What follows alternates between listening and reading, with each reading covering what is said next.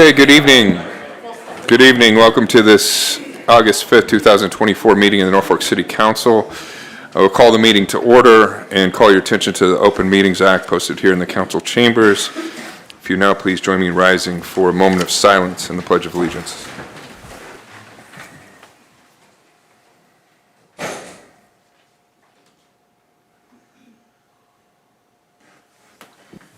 Pledge allegiance to the flag of the United States of America and to the republic for which it stands, one nation, under God, indivisible, with liberty and justice for all.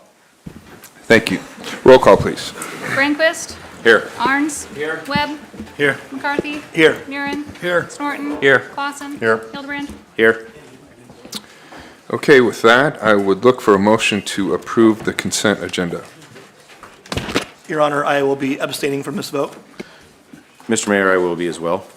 Thank you. So moved, Your Honor. Second. Motion second. If no discussion, please vote.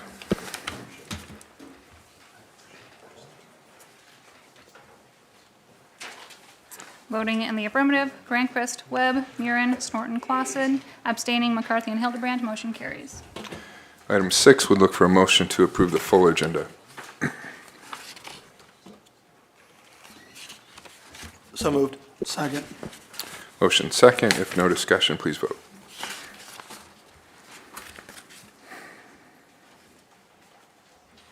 All council members present voting in the affirmative. Motion carries. Okay, that takes us to item 36 on the council agenda under public hearings and related action. First, I will open this public hearing to consider approval of the Class C beer, wine, distilled spirits on and off sale only liquor license application for Norfolk West Inn, LLC, doing business as Hampton Inn, 904 South 20th Street, and the manager application of Steve Beller. We can actually open 36 and 38 together. Okay, all right.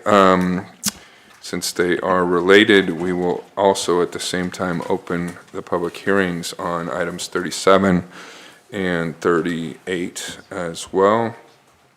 37 Just the public hearing. Oh, I'm sorry, public hearing 38 to consider approval of the Class C liquor license application for Norfolk West Inn LLC, doing business as Holiday Inn Express at 920 South 20th Street, and the manager application of Steve Beller. So on July 5th, I received the Class C liquor license applications for Norfolk West Inn for both Hampton Inn and Holiday Inn Express. Both of these locations are currently licensed, but the recent change in ownership requires a new license to be applied for and issued following the public hearing at the local level. Background check of the owners and manager was completed by the Norfolk Police Department and is attached to the agenda packet. Following the public hearing, the next items on the agenda are resolutions 2024-40 and 41, which are council's official recommendation to the Nebraska Liquor Control Commission, who ultimately decides on issuance of the license. And the representative of the applicant should be here if you have any questions. Okay, thank you, Brianna. This is a public hearing, so anyone wishing to make comment can do so now, including the applicant if they so desire.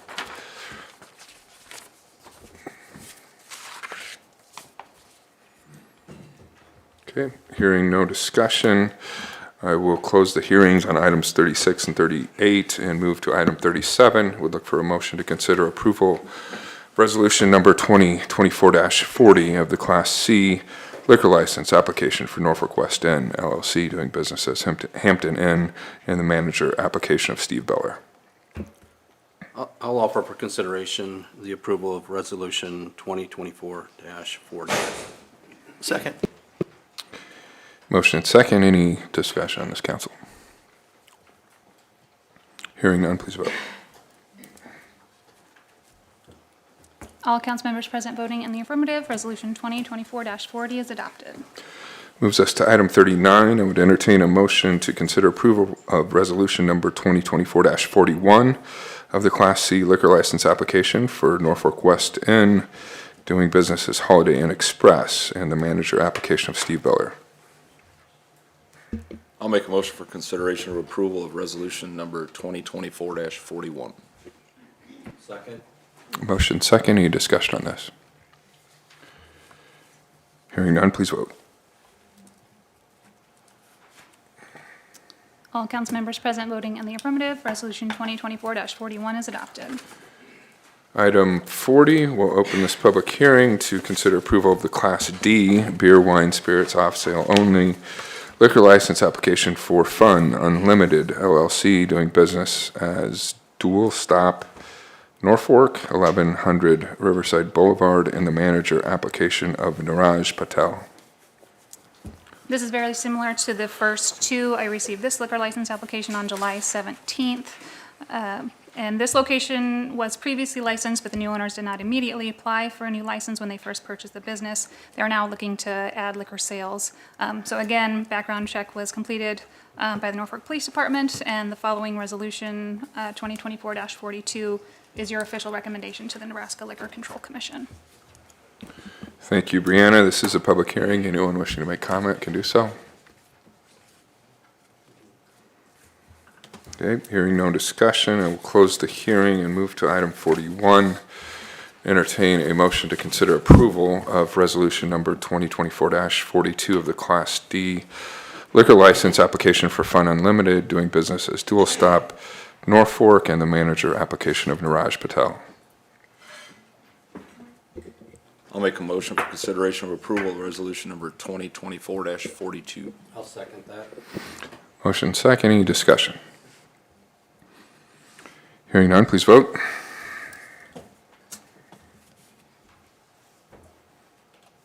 All council members present voting in the affirmative, Resolution 2024-42 is adopted.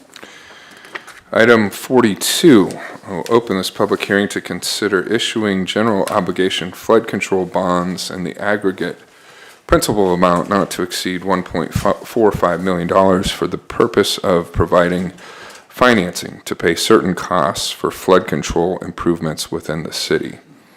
And to kick off discussion on this and offer some background, we'll hear from Randy Gates, our city finance officer. Thank you. The current year budget has $1 million of flood control bonds in the capital project fund. We're expecting to issue $1,415,000 of bonds under this ordinance, or $415,000 more than budgeted. Included in this is upgrade of the flood control gates for remote operation. That's estimated at $192,500, which wasn't in the original $1 million. There's also a change order for Phase 3A approved at the April 1st meeting for $53,284, and we're expecting about $11,000 of original issue discount. The remaining $150,000 is an increase in the cost estimate for Phase 3B engineering. We expect that's on the high side, but we'll use any excess in the construction phase. This pays for Phase 3A and 3B. 3A is taking design to 60%, and Phase 3B is taking it to final design and going through the permitting process. These bonds are 20-year bonds with a 5-year call provision. Total project cost $1,385,058, and adding the OID I talked about earlier and writer's discount results in a expected bond issue of $1,415,000. At the July 8th City Council meeting, there was a question raised about the $400,000 of property tax that was levied for the LB 840 that expired in 2020 and what that went for. Part of that went for paying debt service on flood control bonds to do improvements to the flood control levy. So the debt service for this is part of that $225,000 that we put in the debt service fund back in 2020. The other portion of that $400,000 went to street projects, stayed in the general fund, and reduced the transfer from the CHAF fund to the general fund. So this is part of what we did back then in 2020 with that $400,000 was used it for debt service on bonds to be issued for the flood control. We've got a lot more bonds in the CIP coming up for this, and projections are that we'll be able to do those bonds without a levy increase. As you'll see as we get into the next agenda item, the true interest cost, this is a parameters ordinance, and the true interest cost is asked to be less than 6.5% according to the parameters ordinance. I expect it'll be closer to 4.5%. Anyway, I'll answer any questions. Thank you, Randy. Any questions? I guess the biggest question would be, moving forward, is that long-term for the 20-year payoff on those bonds, is that figuring in that 400,000 for those years committed? Or, I mean, eventually we need to work towards reducing that out of the mill levy, obviously, and I think this coming fiscal, that 1.5% mill levy adjustment was about 348,000, so that would be a portion, I mean, trying to reduce the mill levy to accommodate the LB 40 funds that are no longer being used for economic development. I'm not sure I understand your question. The 225,000 Right. is more than we need for. Okay, I'll try to make clear. What I'm trying to get at is there's $400,000 coming in that was voter approved for LB 840 funds, which now have been allocated towards flood control to help with the levy certification. I mean, that's what Correct. that's what I'm gathering. And right? streets. Right. And so my point would be, working forward with our future budget, we need to probably try to reduce that 400,000 out of the budget somehow, which we're trying to do with the next fiscal, because you're reducing the next fiscal, if approved, that's a 1.5% mill levy reduction, which is about 340, which is close to lining up with a $400,000 LB 40 fund. You see what I'm getting at there? I mean, Yes, I mean, we weren't trying to get that 400,000 Right. out of there, but it's about the same amount. I think for us as a council, it's important that we work forward towards that, because that was a voter-imposed 10-year mill levy increase, and now we're working to try to reduce that back out of the current budget, is what I'm getting at. But, so with this $1.4 million general obligation bond, 20-year, 5-year potential payoff, correct on that? 5-year call provision, Yeah, yes. call provision. Now, is this, correct me if I'm wrong, this is going to help with the levy certification moving forward on that levy to try to get it, because we're still working for levy certification. The biggest part of the levy certification is still to come. Yeah, If the CIP is correct, I believe we've got about another $7 million in there, which is primarily construction cost and construction phase engineering and getting the permitting approved. Jump in here, Steve, you understand what's in that CIP a whole lot better than I do. Yeah, so right now, once we get ready for construction engineering services, we have $450,000 expected expense on construction engineering inspection. There'll be another $450,000 for Phase 5, which is once the project is done, that's the actual certification process to get it recertified. That also is redoing our O&M manual from 1984 and updating our O&M, that's our operations and maintenance manual. And then actual construction right now is estimated at $7.5 million. when do you anticipate those bonds being issued? For the 7.5 million, over the course of what time in the CIP? I don't believe we'll issue bonds for the construction of this until we're ready to start construction, and that's probably a year or two out, yeah. All right, thank you. Steve, are we looking at bonding 100% of the 7.5 million? Yeah, yes, that would be 100% bonded. See, this is a multi-phase project, and I think Randy mentioned it, but this financing would go to phase 3 to finish design? Yeah, we've just kind of wrapped up Phase 3A, which was preliminary engineering. We've started some permitting. We'll be doing a contract modification here shortly to go into Phase 3B, which would be final engineering, construction documents, and then the 408 permitting through the Corps of Engineers. I would expect probably October-ish to be doing, you'd see that contract amendment for HDR. Steve, how long has this been in the CIP? I'm guessing this probably goes back, probably initially hit the CIP around 2012. I think the initial contract with HDR was probably 15, 16. Yeah, I think we were incurring costs before 2017. So it's been around for a while. And just historical perspective, the levee recertification process is every how many years?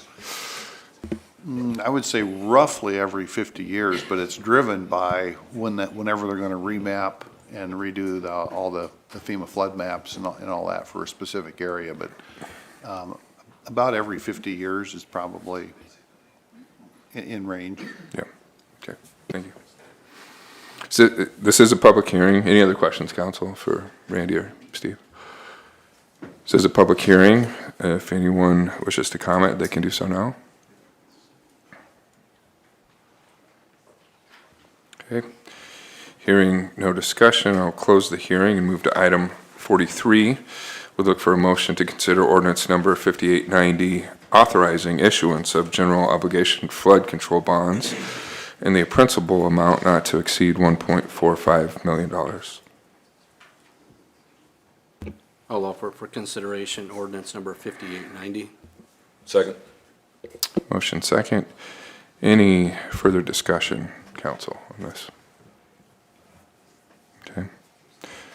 An ongoing significant expense, but an investment that's necessary, and for the flood control infrastructure that's been built in and around this community, I would argue pays for itself in how many times that infrastructure has prevented life and property loss in the community. If no further discussion, short title, please.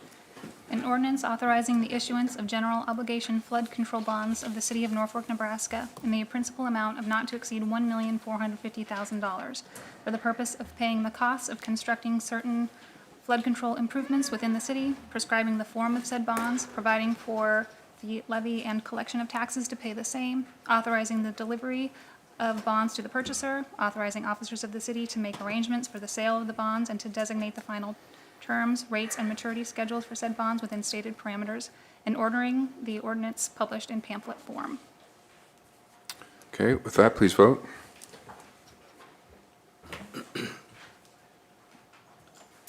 All council members present voting in the affirmative. Ordinance number 5890 carries on first reading. And I'd recommend that this be passed on second and third. Seeing no opposition, I'll make a motion that we suspend the rules and pass on second and third. Motion and second to suspend the rules and approve on second and third readings. If no further discussion, please vote. All council members present voting in the affirmative. Ordinance number 5890 carries on second and third.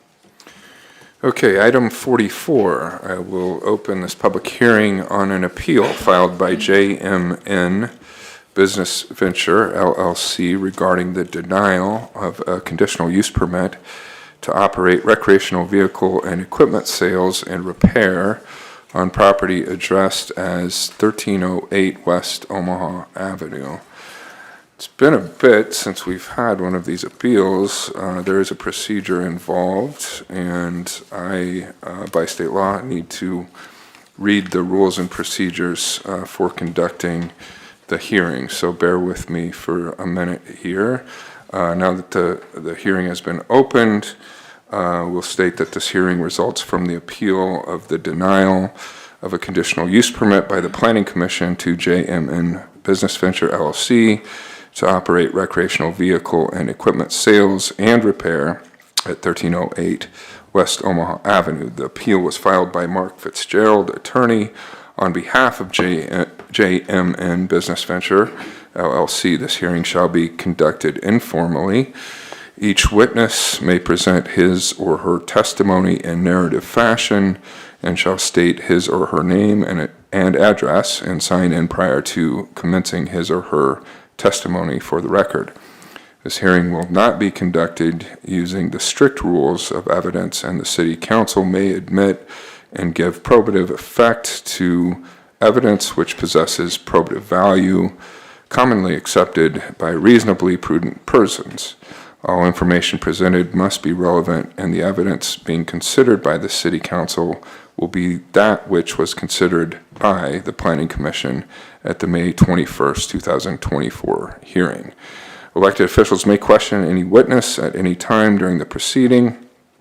The order of proceedings for conducting the hearing shall be as follows: an introduction of the issue by City Planner Valerie Grimes, witnesses by JMN Business Venture LLC or their representative in support of their request to reverse the May 21st, 2024 denial of a conditional use permit by the Planning Commission, witnesses by others supporting the request to reverse the May 21st denial of a CUP by the Planning Commission, witnesses by those requesting to uphold or affirm the May 21st decision by the Planning Commission to deny the CUP, rebuttal by applicant if desired, rebuttal by those supporting the request to reverse Planning Commission's decision, or rebuttal by those opposing the request to reverse Planning Commission's decision.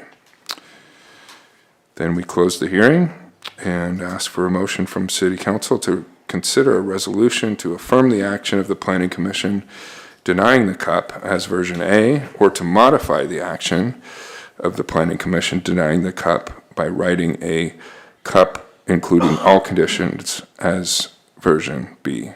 And then discussion. Everybody got all that? Okay. All right, so we will officially then open this public hearing, and to begin, an introduction of the issue by our city planner, Val Grimes. Thank you. So like you said, this is a little different and a tad more formal than usual as to what is done here. So I'll begin with, I am Valerie Grimes, Director of Planning and Development and the Zoning Official, 309 North 5th Street. And I'll begin by listing some information as exhibits and requesting they be accepted into the record. So the list of exhibits being requested: 1, conditional use permit application and justification received April 18th, 2024. 2, the 300-foot boundary map. 3, the abstract or certificate with list of property owners within 300 feet of subject property. 4, notice of Planning Commission meeting, May 21, 2024. 5, proof of publication of Planning Commission meeting, May 21, 2024. 6, notice of public hearing, May 21, 2024, Planning Commission meeting. 7, proof of publication of Planning Commission public hearing, May 21, 2024. 8, May 21, 24, Planning Commission meeting minutes, agenda packet, and information presented by applicant at the meeting.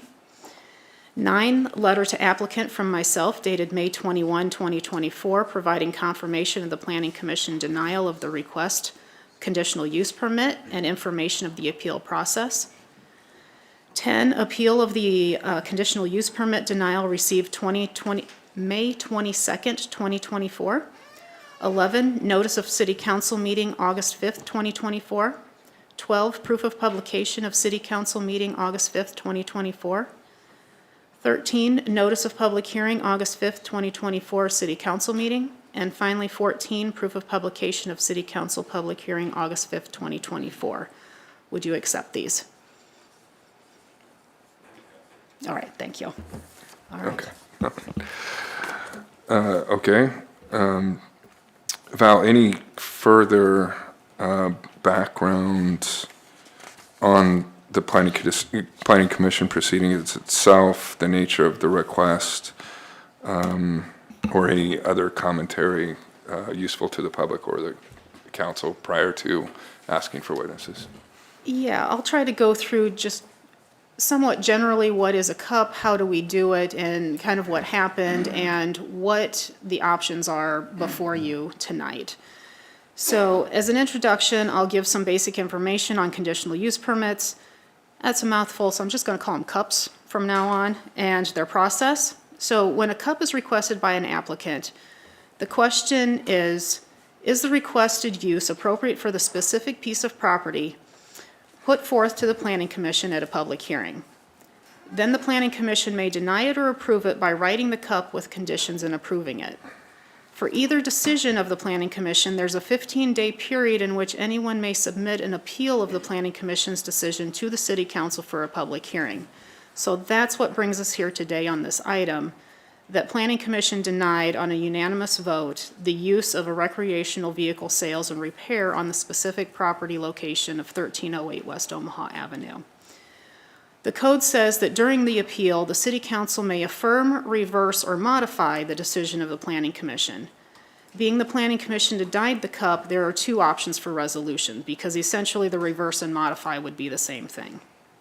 So version A would affirm the Planning Commission decision to deny the CUP, affirming that the city does not want that specific use on that specific piece of property. Version B is to reverse or modify, which then leaves it up to you, the council, to provide the conditions of the CUP that make the use appropriate for this specific location.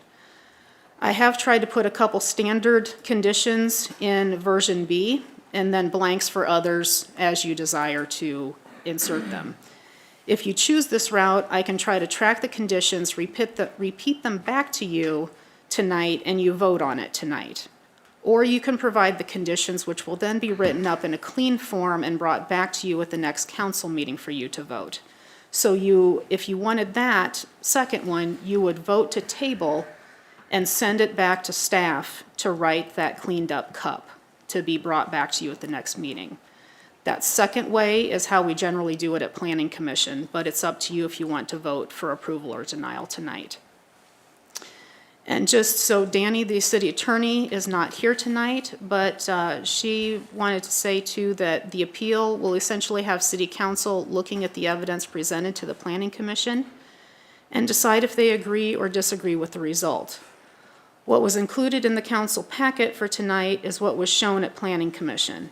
I also have that site plan brought up on the screen, and I can show you the other examples of the inventory and the street level views shown during the Planning Commission meeting hearing also. Would you like me to stop right here before I move on and show those, or keep going? Please show them. Okay. So this is the site plan that was shown at Planning Commission. And then the examples of inventory shown at Planning Commission. It looks like there's about 11 of them. So we have campers.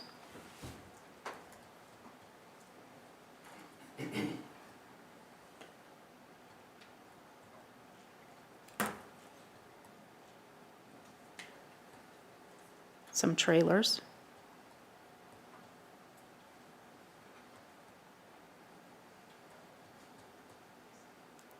And some golf carts. So those were shown at Planning Commission. And then there were some street level pictures also provided at Planning Commission. So I'll just flip through those. Whoops.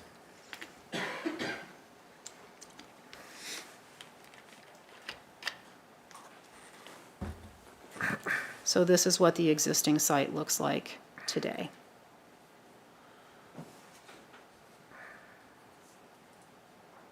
And so those were the items shown at Planning Commission. Any questions on those before I move on, and the applicant can speak to those more too when they come up here? Okay, all right. So I'll move on. The applicant has worked with an engineering firm on plans following the Planning Commission meeting. They may want to show those. Danny has said that it will be up to the applicant to advocate to you that those plans are clarifying in nature and not new plans. With the information not at Planning Commission, then there are potential other options other than just the version A and version B that I went through. So You can decide these are not new plans and you move forward with version A or version B as I described earlier. Or you can decide this is a new plan and would like Planning Commission to see this and have another public hearing on the latest information. If you want to do this, then you may make a motion to table this item with the direction to not bring it back to council, to table this item with the direction to not bring it back to council for removal from the table, but have Planning Commission notice it tomorrow for inclusion on their August 20th agenda. The tabling is needed if you wanted to go back to commission, because if you deny the CUP tonight, there's a 6-month waiting period. If the tabling takes place and it goes back to Planning Commission, then the options from there are Planning Commission may approve and write the CUP, then it does not come back to City Council unless the applicant appeals some conditions in the CUP or someone else appeals the approved CUP to council. Or Planning Commission may make the same decision to deny the CUP, and then if that happens, the applicant could potentially immediately appeal the decision. Then there's the potential that the public hearing could be sent to the newspaper the very next morning to be on the City Council agenda September 3rd for the appeal using the new information sent back to Planning Commission. So just to reiterate what every CUP looks at, and based on the use and property, different items are considered. For example, if commercial is close to residential, or a use that's not normally supposed to be somewhere, the question is what and how do you make a use appropriate if you choose to approve the CUP to hopefully not annoy neighboring properties, people, not inconvenience those in the area, make it look like how you want the city to look and grow. This is also why CUPs have a time frame with them, particularly for new uses. You'll see at Planning Commission many times a shorter time frame for a new use that's never been someplace before, so that gives a little bit of time to see if things will work out the way that they hoped with that conditional use permit. If not, then the CUP is not renewed, or more conditions put in place to handle issues that have come up during the initial CUP duration, or during the CUP, any conditions not followed, the CUP may be pulled back before Planning Commission to really reevaluate if should continue or be modified to correct issues. I know that was a lot of information. I'll just leave this as simple as possible based on what CUPs look at. Is the proposed specific use appropriate for a specific piece of property? And if so, what conditions make that use appropriate? So if you have any questions for me, I can certainly try to help, but that's just kind of you guys don't see CUPs very often, so really only on appeal, and it's been since 2017, the last time an appeal of a CUP came to you guys, so it's been a while.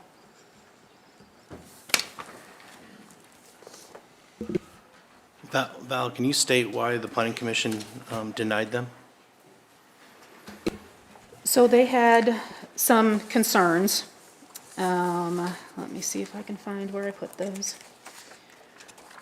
So some of their concerns were, one, the aesthetics, because they did not see landscape plans. It was mentioned that they were willing to follow the landscape, that sort of thing, but it was not seen. They did question how many campers were going to be displayed there. And I re-listened to the Planning Commission, and the answer was, we're not going to put any more than what is already on the current location. So we kind of did a count on Friday morning, and it looked like there were about 36 for sale down there. So that was a question. The congested area and just moving regular traffic and large vehicles like this through there was asked about. And then parking, making sure you had enough required parking. So those were some of the items that were brought up at Planning Commission and their concerns. Any other questions for Val before we proceed into the hearing?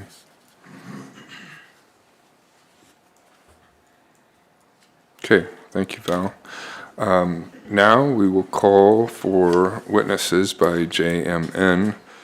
business venture or their representative in support of their request to reverse the May 21st denial of the conditional use permit by the Planning Commission.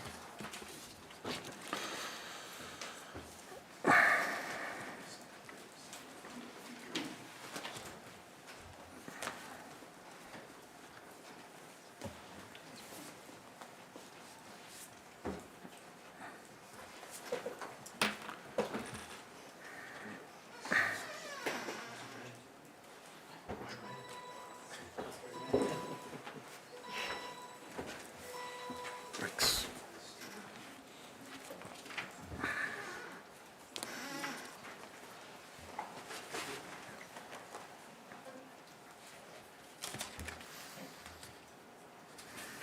Good evening. Welcome. My name is Mariah Nelson. With my husband, Jordan Nelson, I am the owner of JMN Business Venture LLC. We're doing business as Red 10 RV. We're first here today for the appeal, as Val mentioned. So first I'm going to explain to you why this plan that you're seeing here, although not very detailed, is the same plan that you're hearing here tonight. So you'll see here on the depiction, much of what we talked about at Planning Commission was that we didn't have our schematics in detailed out, but altogether this was the overlay of what you'll see with this facility.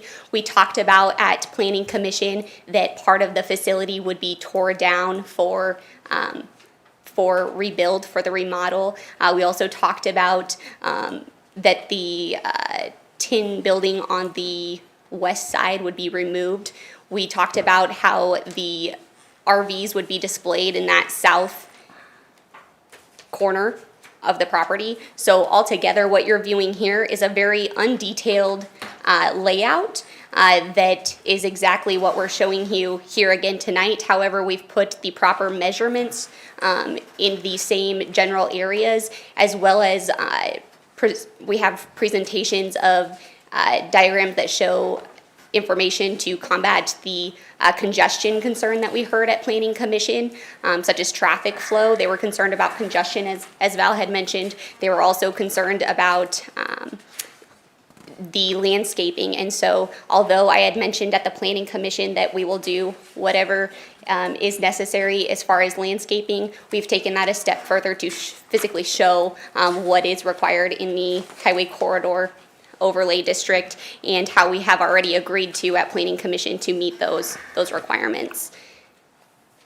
So with that, I would ask that our additional maps be accepted. Is that correct? Shown? Okay, shown. All right. And I'm going to start with having Jasmine Haysbrock, our general manager here, is going to tell you guys a little bit about Red 10, and then we will introduce the team as we go here. I want to interrupt just for a second, right before you start, just to make sure we're doing this correctly, procedurally wise. You had asked, I'd heard mentioned before that it would be incumbent upon you guys to prove that these new plans are clarifying to what was considered by Planning Commission not new. And you just asked a question of us if we accepted these. So I guess I'm asking for some staff opinion on what we are required to do as a council, mayor and council, in that regard. Are we to answer that? And by answering that, does that mean we are accepting? Or can I withdraw my question? The new plans? I didn't know if that was part of the procedure here. I guess that is the question that I'm asking. We can certainly get Danny on the phone if you want the attorney question to that. My understanding was, I think they can show these, and it's up to them to convince you whether they're new or the same. So if you say that they're the same, then I would think you can probably say you can attach this to the conditional use permit. If you say they're not the same and they should go back, then we follow that other procedure. So I would say you can show them, but I would probably not accept them as part of the record at this point in time, because they're not what was at Planning Commission technically, is what I understood from Danny. Okay, all right. Given that that's been read into the record, I think we should go ahead and talk about these plans and how they came about. Yeah. First of all, Councilman, thank you so much for your time. I appreciate you taking the time to listen to us here. My name is Jasmine Haysbrook. I am the general manager at Red 10 RV, as well as one of the original founders of Red 10 RV. It was myself and Kenny James, who is no longer with the business, that first started this 7.5 years ago. February 22nd of 2017 was our first day in business, and I think it's important for you to understand what business is part of your community, how we operate, and what we give back to the community. So with that, I have a little story about Red 10 RV. We have been around, like I said, 7.5 years. We have a great team. We've got 19 employees, 15 of which are full-time and 4 of which are part-time or off-site. We have approximately, due to our rotating schedule, 12 to 14 employees on the ground at any given time. The expertise we have in this community, I feel, is very important to note. Of my managers, I myself have over 17 years in RV-specific industries. My finance manager, who runs all of our books, she has over 20 years of experience in RV-specific industries. So our combined 40 years of service in the RV industry, I think, brings a huge value to the town of Norfolk. Our service team, as a combination, has an average of 4 years in the business. We've got some that have been with us since the beginning and others that have recently joined our team. Of those, we have 97 years of technician experience. 51 of those years amongst my employees are RV specific. And I would like to note that there is Red 10 RV, 7.5 years, and there's Jerry's Trailers and Campers, which is about 55 years that are serving Norfolk currently. Many of my team members have been working for us since the beginning. How we differentiate ourselves in terms of our RV sales, I think, would also be important to note. Many of you are probably very familiar with Jerry's Trailers and Campers. I only bring them up because they are the only other RV business in Norfolk, and having over 50 years of serving this community, you would all be very aware of them. We differentiate ourselves from them because of the quality of units that we sell, the service that we provide, and the experience that we provide to our customers, as well as, I feel, what we give back to this community. We just recently, in October, became dealers for Grand Design. Grand Design RV is currently the #1 quality unit in the RV industry, not just in our eyes, in the eyes of the RV industry. With that, you will find that we are #1 in quality, but not necessarily #1 in quantity. And that is because they have a much higher price tag than your entry-level campers. They also do not depreciate as fast, and they have a longer aesthetic appeal due to their lack of wear and tear. We also have an indoor showroom, and I think that distinguishes us from any other RV dealership. You do have to drive over 150 miles to find another indoor RV display like ours. We have over 50 units inside, which is why the last count was 36 on the outside of our units, or the outside of our building. Inside, we host 30 in our main showroom, 50 in our overflow of our third building. And with that, we have about 121 units that Red 10 currently owns and is selling. So we've got about 85-ish that are readily available to us, while about 35 or so are on the overflow. Okay, the overflow lot is about 1.5 blocks away from us. It is on Monroe Avenue, and it is in an enclosed lot behind complete floors. We have improved our facility in these past 7.5 years. The first 1.5 years was spent on First Street. We were in a small corner car dealership and quickly grew with sales and inventory as well as staff, and we moved into what was the old Arkfeld building. That is the current home of Red 10 RV. We have put well over $60,000 into a rental property, so we've gotten none of this back. There was no, we'll take off of your rent to make this better for you. We simply invested in the aesthetics of our business and the experience of our customer to buy these units, as well as a workplace for these 19 employees. We also, and I want to note this in a very defining way, give a lot to our community by our own standards. We do a blood drive every year. This year it's August 28th. I would invite all of you to sign up and come give blood. It is a great cause. We also donate our campers to events here in town. We are the sole donator of the camper for Music in the Park all summer long.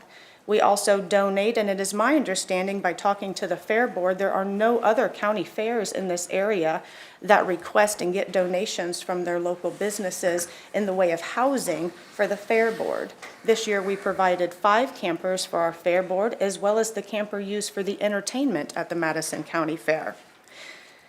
I have recently been invited as the ambassador by Kelly Takota, who is the VP of Member Relations for your Chamber of Commerce, asking us to be a speaking voice for the RV industry in this area because of what we do for the community, our customers, and the RV industry as a whole.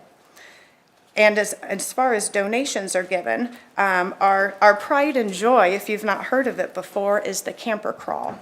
So in the summer months, we prepare for a Halloween event where we take our campers, rearrange them, allow local businesses to claim a camper.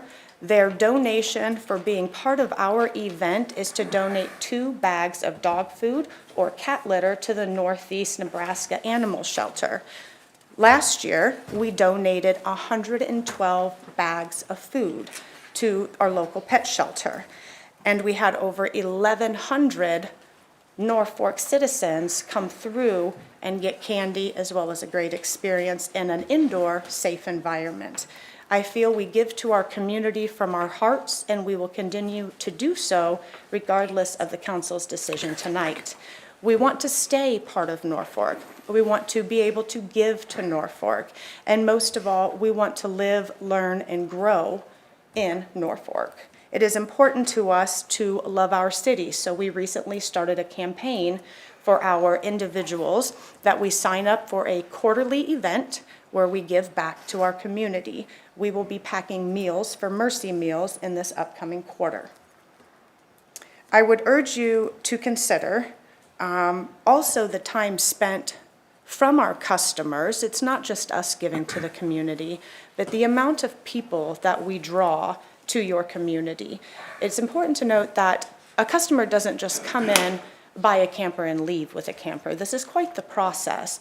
They will come in, spend 3 to 4 hours with a sales consultant, find the camper of their dreams, come back a second time for another 2 to 4 hours where they will learn about their camper and they will leave with their camper. Those 2 trips to Norfolk can draw customers from over 500 miles away. So that means gas, that means food, that means shopping, that means money for Norfolk. And with that, I think I'll turn it over to Mariah to discuss, to Nate, thank you, Nate, to discuss a little more of our planning. Thank you very much. Thank you. Good evening, Nate Burnett with Rig Engineering. We've had the pleasure to, in the past, work on the Raisin Canes, as well as the Med Express, just kind of to the northeast. We are also involved with the proposed Freddy's and Seven Brew Coffee Shop to the east. That's how kind of we got involved with this, is that at the May 21st Planning Commission, we were representing the property owner to the east.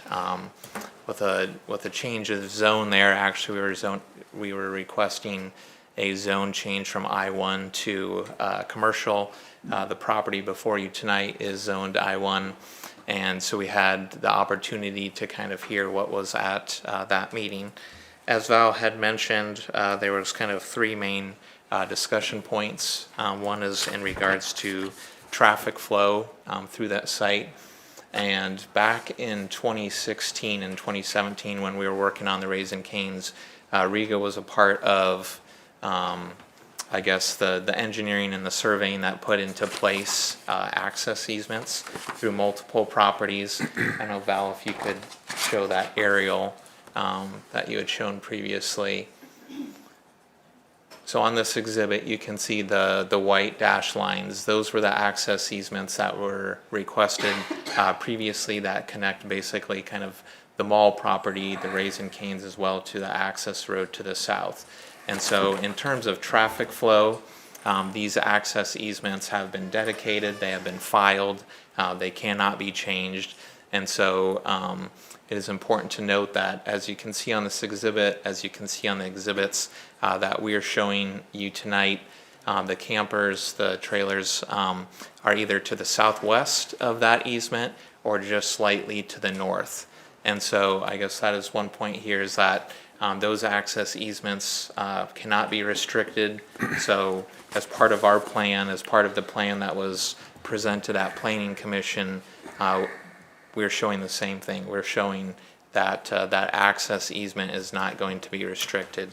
As part of kind of clarifying that plan, we had put together some auto turn movements. There was discussion at Planning Commission regarding how vehicles can move within the property, specifically with larger vehicles. So it's on their screen, right, Val? Or either behind or on the screens that you're looking at.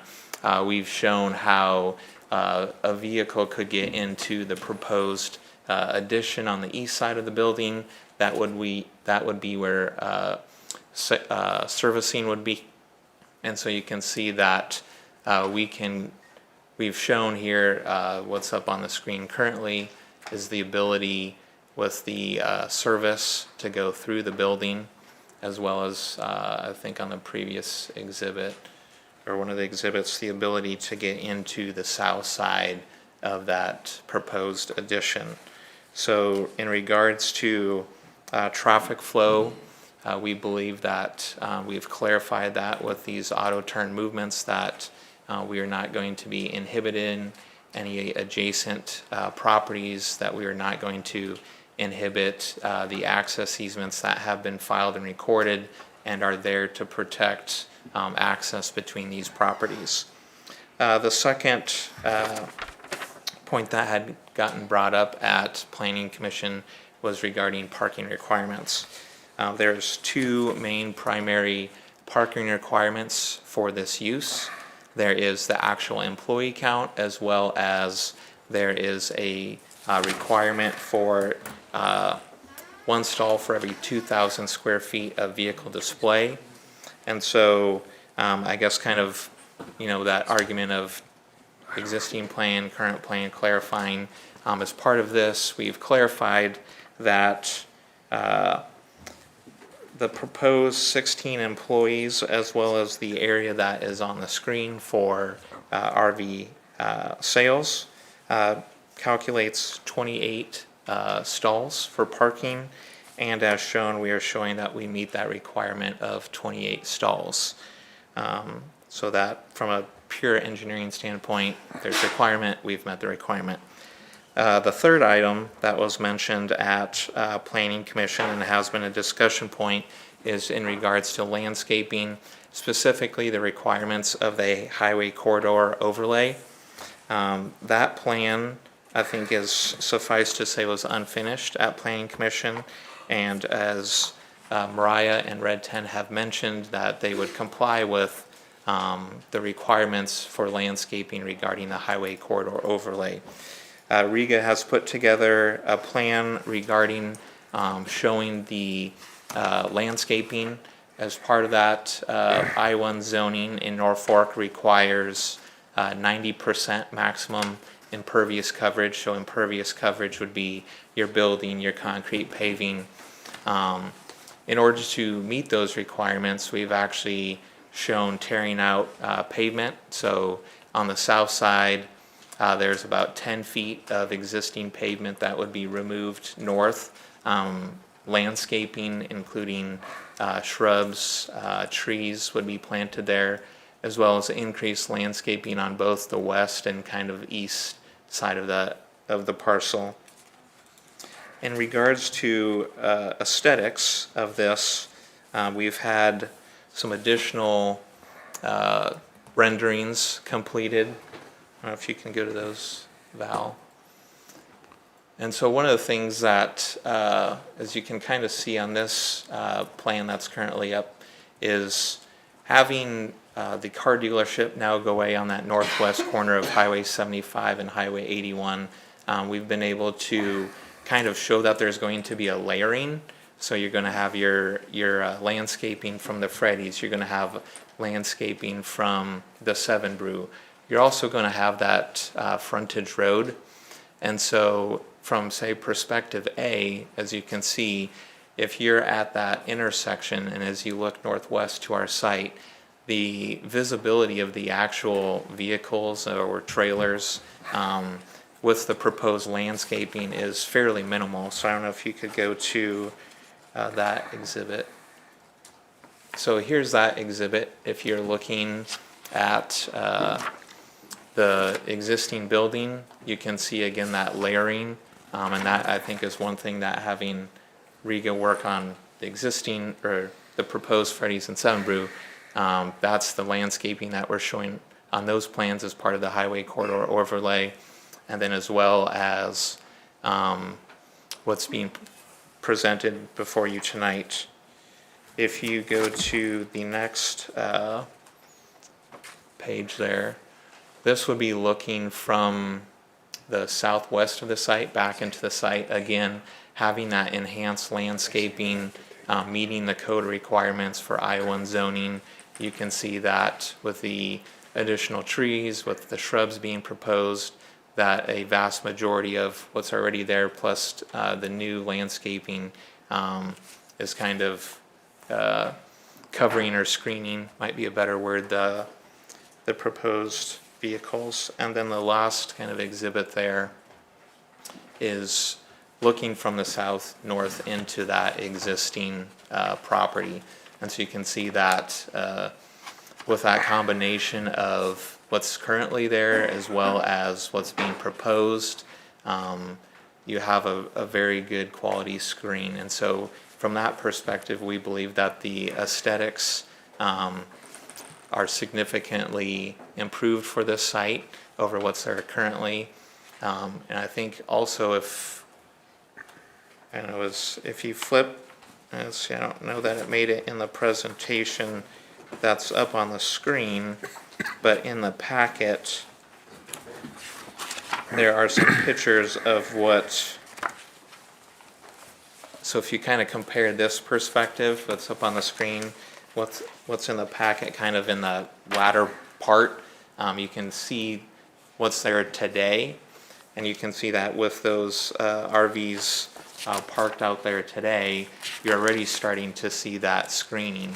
And so the additional screening that would be required with the highway corridor overlay will continue to improve those aesthetics as well. And I guess I do want to note that we're not trying to do a bait and switch. The trees, the shrubs that are rendered are the actual trees, and the shrubs that are being proposed, or the heights and the widths are very similar. And so from that perspective, we'll work with Val and make sure that those get designed and planted. So kind of just summarizing those three things that had been brought up at Planning Commission, I believe you had mentioned that. From a traffic standpoint, this plan just clarifies the proposed actual vehicle blocks. We worked with RV, with Red 10, kind of putting those blocks together. We're not changing where the storage of those vehicles, where the sales is. We've clarified that traffic will not be blocked regarding the access easements, regarding the auto turn movements. Parking, that's been clarified by showing the actual requirements, showing that we meet those requirements. And then lastly, on the aesthetics, from the landscaping perspective, I think, this is going to be a very aesthetically pleasing site, significantly more than what's there now, and really excited about the addition next door to really kind of complete that and complement one another. And I think one of the questions that had been brought up is with the CUP, is the use appropriate? This is a I-1 zoning. We are not requesting a zoning change. This is before you tonight because it's within the highway corridor overlay. I think we've shown that we've met the requirements from a engineering, from a landscaping perspective. And with that, I'll turn it back over to Mariah. I do, if you guys don't mind taking Yeah. questions right now. And before I ask any, I'll just say this. You guys did an excellent job of presenting Red 10 as a business, and I think there's no question here. You've got a quality business with a high reputation in town. I just want to remind everyone, because there might be some tough questions presented about this. It's not that we're questioning your business operations or the quality of what you've already proven in the community. We have to consider these things that are specifically in front of us, and is this specific property appropriate for this specific use? And then secondly, considering this evidence, is this evidence presented to us today clarifying to your original plan before the Planning Commission or the new plan? So to that end, I have just a couple questions, Nate, based on your presentation. You mentioned the I-1 zoning and the requirement 90% impervious, and that, clarify for me, that means you would be taking out some concrete? Correct, on the west side as well as on the south side, and then kind of on the east side where this storage is, we would be, I think right now the calculation showed it was maybe 95 or 96% impervious. Okay. And so we would be reducing that 5 or 6% and increasing that landscaping and that screening. Okay. And since you mentioned it, the other question I had was really the big question mark that I see in terms of clarifying versus new plans is the number of units proposed in this plan versus the one that was presented to Planning Commission.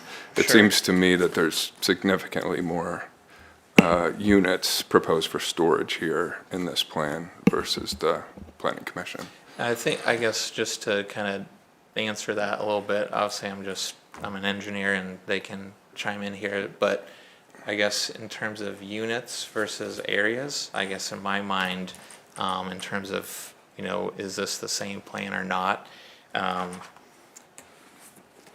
Is this box exactly a technical RV or a trailer? Maybe, maybe not. We worked with Mariah and Jasmine to actually look at those vehicle depths and appropriately place what those vehicles are.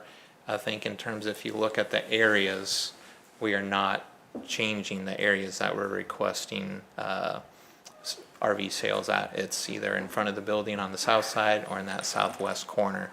So we can discuss units or we can discuss areas. I think that may be one of the points tonight.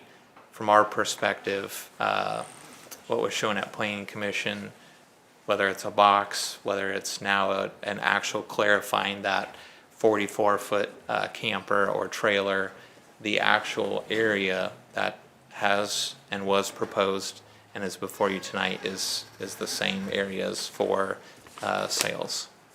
Okay, thank you. Yep.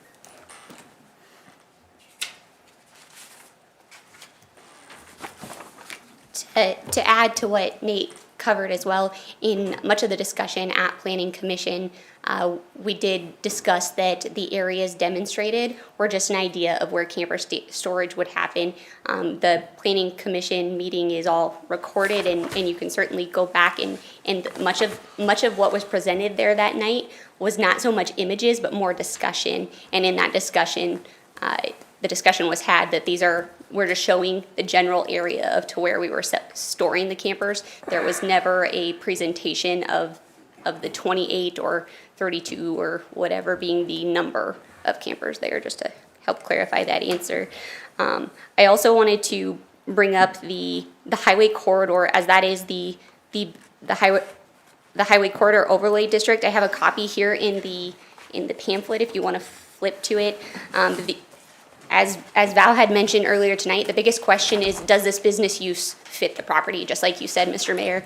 And in terms of the landscaping, the building aesthetics, we're showing these plans, but ultimately these plans are not so much the question as much as, is this use fit for the property? And so we're trying to demonstrate to you why we believe it is in terms of how it lays out on the plans, both talked about at Planning Commission and again here tonight in showing those RVs in the general area. A couple of points that I wanted to talk about from the Highway Corridor Overlay District pamphlet is you'll see I highlighted some sections here.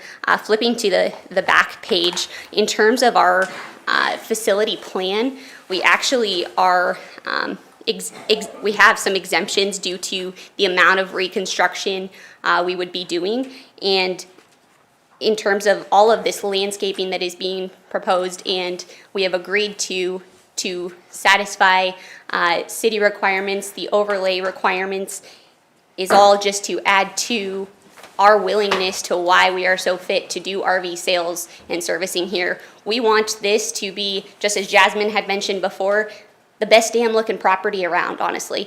We want someone to drive by, and we want every single council member here. We want the town of Norfolk to be very proud to have us there, to be very proud of how fantastic it looks. The landscaping, the units that we display, as they had mentioned, Grand Design is the cream of the crop. It's the top of the food chain in terms of RV and the cosmetic appeal, and that's how we like to portray our business. That's how we like to do everything in terms of making sure that it's aesthetically pleasing. So all of these units that are laid out on the schematic are 4 foot apart from all angles. The reason they're 4 foot is because we like to keep a lot of proper spacing. It looks the best. So we're never going to get ourselves in a position where someone's going to drive by and say, whoa, that's way too crowded, or that shouldn't be here, or this is too congested. That harms our business just like it harms the city here, and any council members I think would agree that it's in our best interest to make sure that from the public and from the city of Norfolk perspective that this is a great appearance and that we are very widely accepted in this area. In terms of being in this area, one might ask, why did we look at this property? It's in a smaller spot. What we ultimately looked at this property for is there's a number of reasons. One is it's a very high traffic count, as we all know. And so high traffic is great for all kinds of retail business. A lot of, whether it's shopping centers, such as the mall, whether it's used car sales, whether it's a coffee shop, whether it's a restaurant next door, all of us want to be in high retail location. That adds to our business. And so as a business owner, I felt that this is the best place I can put my business because it is in one of the most high trafficked areas of Norfolk. Additionally, we truthfully love that there is a max capacity, if you will, to our storage or our RV display.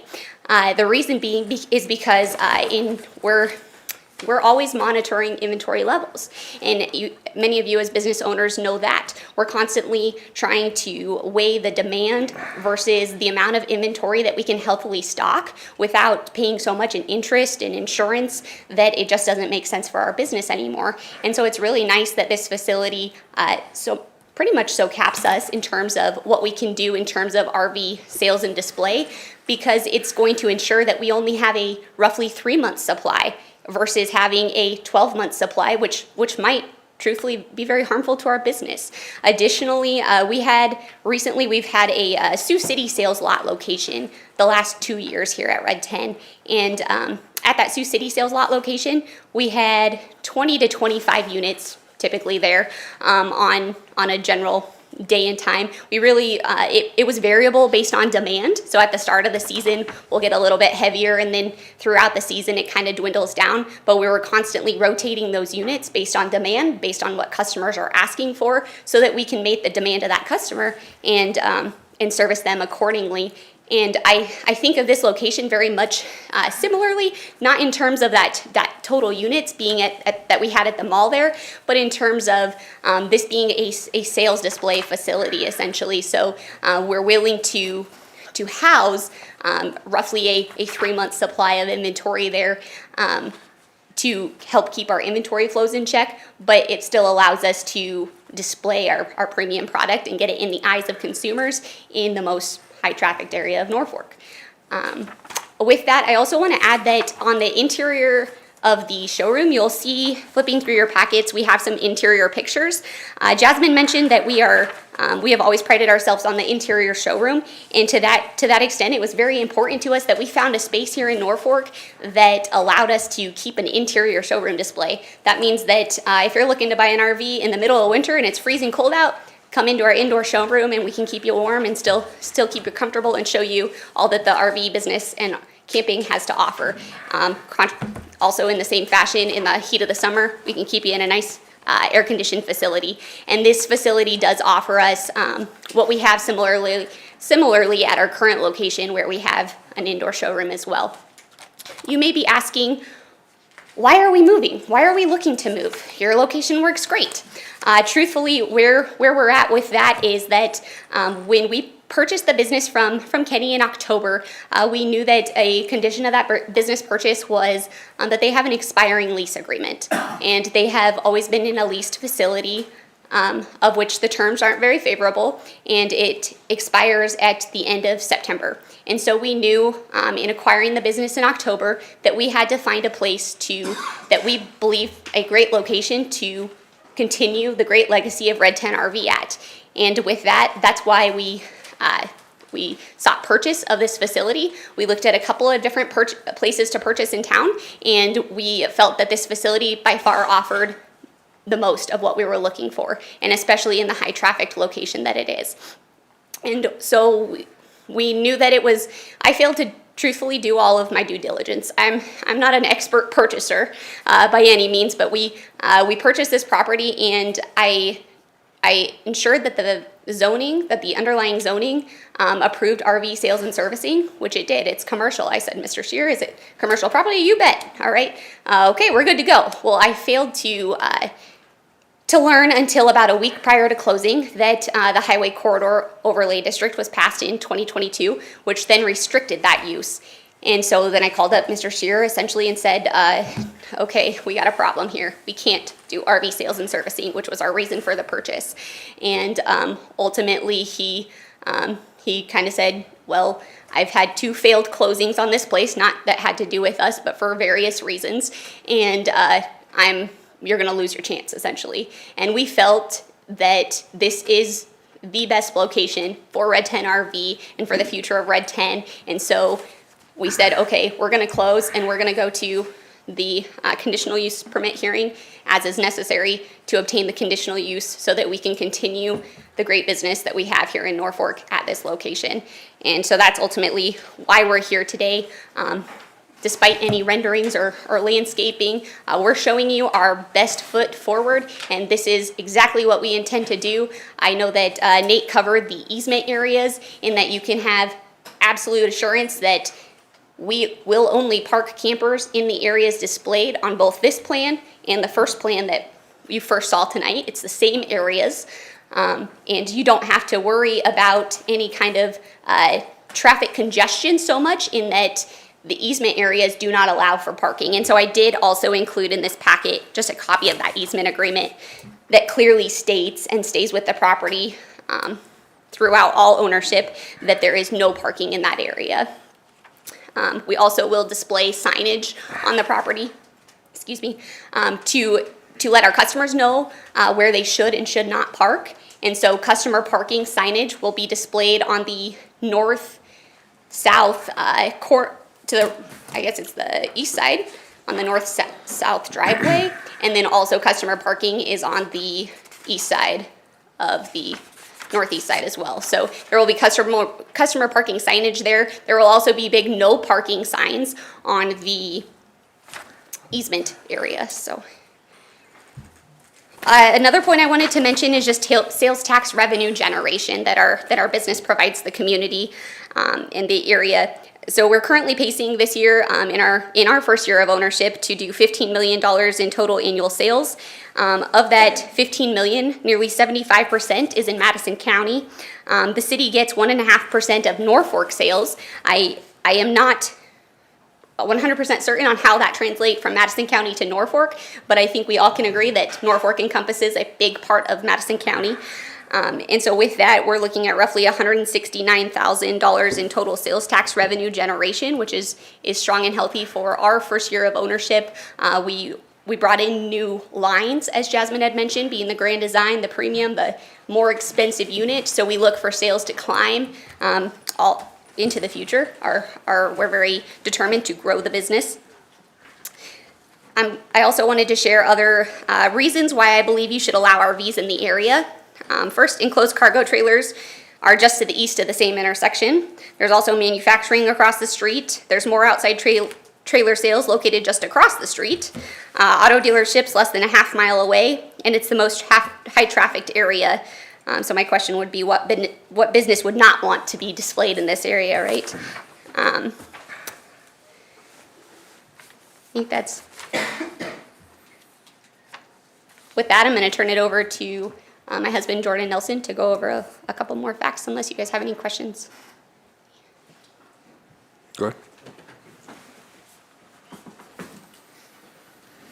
Good evening. So like my wife Mariah said, my name is Jordan Nelson, reside here in Northeast Nebraska. Just a little bit about us. We're sole owners of Jamin Business Ventures. We've been in the retail sales, service, and parts for over 10 years now. So I want to talk about a little bit what does, like the mayor had said, I'm not here to sell you on what brought Red 10 to today. I'm here to talk about what we envisioned in October when we purchased Red 10 and what we envision in the future for Red 10. These are all facts, but ultimately our first thing as business owners is to take care of our employees. Our employees are number one. If we take care of them, they'll take care of our customers, and their customers are what run our business. A couple things that we put forth, we didn't make a lot of changes because Red 10 has been very successful for the past 7.5 years, but we've made some small tweaks, is implementing an employee handbook. With the very first thing that we said on October 2nd, Monday, when we came into a meeting, was the 3 stars of our company. The first one being inspired to learn and grow. The second one, productivity, and the third one being attendance. With only having 19 full-time, part-time employees, attendance is very, very key to us. So I'll talk a little bit about the workforce. We hold employee meetings. Employee morale is very large to us. Another thing we brought to with being in, with owning other businesses is offering our employees health, dental, vision, 401k, which they did not have before us. So a little bit about that. And then ultimately in October, the biggest tweak we made was bringing in Grand Design. Grand Design is a luxury cream of the crop RV. Our plan goal is to run a very clean, lean, and productive operation. What Grand Design will help us in the city of Norfolk do is they are a full line dealership. They start from single axles to triple axle toy haulers. It's one brand across the line. So your salespeople, your managers, your service technicians, your parts guys, they have one brand to focus on, to maximize, and your customers also. Grand Design is actually the only RV manufacturer that has 8 manufactured mobile service repair guys throughout the United States that will come to you in a heartbeat if you're stuck on the side of the road. The other thing about Grand Design is it'll allow us as a dealership and a business to go forward in the future to be masters of one brand and not a jack of all. Ultimately, to be professionals and know our product and present our product and service our product. The other thing I would like to add is just what it brings to Norfolk and the community. I did a little research, and these are obviously numbers that fluctuate every day, but roughly there's 2 of our biggest competitors, with Red 10 only being in business for 7.5 years, is Rich & Sons, which is in Grand Island, Nebraska. They've been in business for 52 years, and they roughly have 8,300 Facebook followers. AC Nelson, which is down in Omaha, they've been in business for over 100 years, and they have roughly 2,800 Facebook followers. And Red 10, which has just been in business here in Norfolk, Nebraska for 7.5 years, has over 13,000. So it's a large impact to the town, and I'll get into a couple more numbers of what it brings into the town for, like we say, revenue. Is since taking over Grand Design in October and putting our business model in plan and trying to grow this business and run it as efficient as we can, the numbers I have here are just for the last 4 months, that our website has roughly 1.1 million visitors to it, which translates into 278,000 a month in the last 4 months. So what of those people have actually come to the town of Norfolk? I would say roughly, based on numbers, about 10%. So that's 30,000 people that we bring to this community a month just to look at our RVs. If they're looking at it during business hours or after, you never know, but those are roughly the numbers. So ultimately, our goal and plan is to come in like we did in October and support the staff that we have at Red 10, to which over 85% of our staff currently reside here in Norfolk. They have families, they have spouses with jobs, they got kids that go to school here. All that is to support them, but also support the city of Norfolk and be in it for the long run. We're young entrepreneurs that want to grow. Like I said, we've been in the business for over 10 years. My wife Mariah is actually a fourth generation in sales and service. So we just want to continue putting our best foot forward for Norfolk. So the last thing I want to say is ultimately, like Mariah said, our lease does end in the end of September. So if this motion does not pass and we cannot sell RVs, our hardest thing as owners is going to be going back to our employees and letting them know that we will potentially have to close Red 10 because we have nowhere to go. So furthermore, I just want to, let you guys know that we are here to not only put our best foot forward to sell and service a high-line product to bring as much to the community as we can for Norfolk, but also our employees that have put in the countless years and efforts that essentially have less than 60 days to know the future of Red 10 RV. So that's all I have. Any questions? Yeah.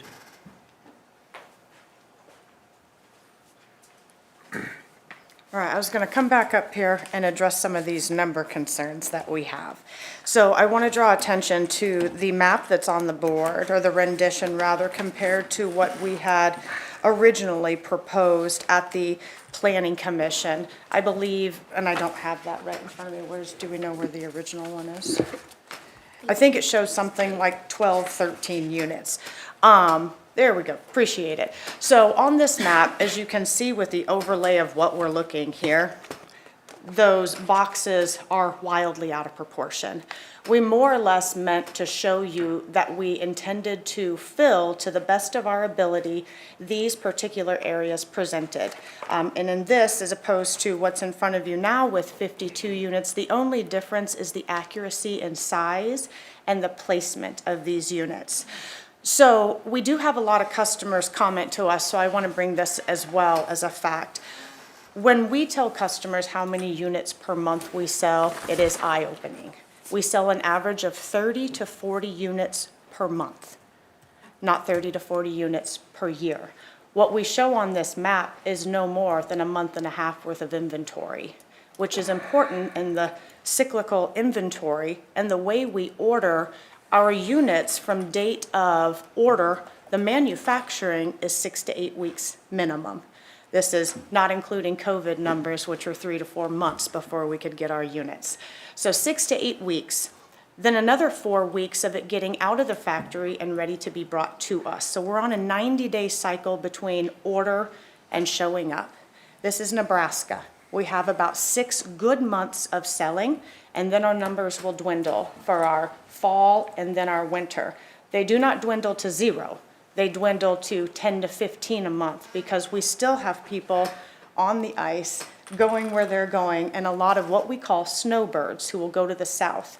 So in our summer, a lot of times at the beginning, we have young families who are just getting into the RVing. They are looking for a well-built but less expensive unit to more or less dip their toe in. Do we like camping? Not at the expense of $100,000 and the expense of a house, right? But do we like it at the expense of $10,000 and $100 a month? That's doable for most families. These $10,000 units can sleep 6 to 8 people. It allows families to go out, enjoy life in our local parks, in the local areas, not having the expense of the hotel rooms. So I've been to now 2 of these meetings where we talk about, could we please talk about how many units? You know, we've been asked a couple times, can you condense it down to a number? RVs don't necessarily work on a number. We work on a space allotted. That's because one 45-foot unit is equivalent to 3 single axle trailers. If you tell me I can only put 20 units on this, then 20 units in the spring looks very different from 20 units in the fall. In the spring, like I said, we've got young families who are purchasing. Throughout the summer and the fall, it's often our return customers and our snowbirds. So we go from 15 30-foot trailers to 45 triple axle trailers. So that's something I would guess on the numbers, but let's say the average unit is $20,000 at the beginning of the year for people just getting into it. It's $120,000 to $150,000 as people are trading out of their units, trading up, or those who are actually living in these RVs. COVID forced many people to live remotely, to work remotely, to travel remotely. So we saw a huge uptick in fifth wheel and large scale units at that time. Now we've got a little more freedom, and we're not all wearing masks in here. We've got a little bit more normalcy, and we're able to go back to our previous numbers, which is about a 50-50 split of travel trailer and fifth wheel. But just like we don't know the lottery numbers, just like we can't tell you what's going to happen in the economy, no more so than I can say who's going to be elected in November, I don't know what units are going to sell. And it is our responsibility as the business to accommodate all potential. We obviously don't want to overbuy. That puts us in a terrible financial position going into winter. If I've got 300 units in total, 150 units, whatever it may be, we are paying on those units just as the customers pay on those units, all right? So it is important to us that we make sure that the numbers in our lot are sustainable for both us and the customers.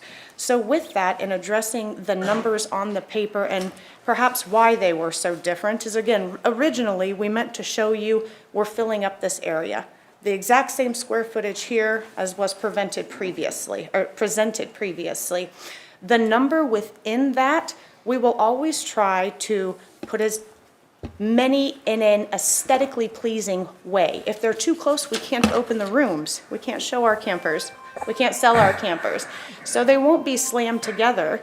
But on the other hand, we don't necessarily want to have 10, 15, 20 units that make it look like we're going out of business, or those 10, 20 units don't have the floor plans that they're looking for. So we're effectively cutting our business and our potential to sell by not having the particular floor plans, the sizes, the money, the finances available for these customers to purchase. So what we've got here in front of us is a fluid type of rendering. It will not always look like this. There will not always be 4 40-footers. There will not always be 20 20-footers. That is just not the nature of our business. So in going forth, as we decide what is aesthetically pleasing, I would more so like the council to consider in what areas are they aesthetically pleasing. We've always been a business, without going back into all the details of our business, that puts our best visual foot forward, and that is why we've gone through the extra effort of creating the 3D as well as the 2D, taking pictures of what it looks like now, taking the effort of pulling these campers over to show you what they look like now, and showing you that there's more than enough space. These are not tiny buildings. They are not 30-foot tall. They are not ugly. They are beautiful, 14-foot, very aesthetically pleasing units. Thank you very much. Any questions at all?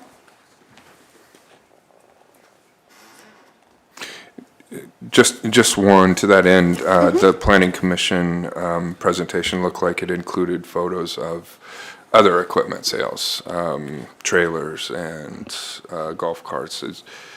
That's not presented here Sure. in this visual in any way. So is that the intent under this embellished plan, not to have any of those sales at this property? Those perhaps may be indoors, as long as we've got the blessing of where to put these, and we should have and could easily provide. Right now, we've got 3 utility trailers on Red 10's lot. 3 utility trailers, and none of them are over 70 inches wide or 14 foot long. So those little guys could easily be stuck inside. The golf cart, that we've got 1 golf cart, and that will probably stay inside. Cargo trailers are not doing great at the moment compared to the multitude of trailers here in town, but our intention would be to display them properly, aesthetically, and within the regulated spaces. Okay. Thank you. Any other questions? Okay. Thank you.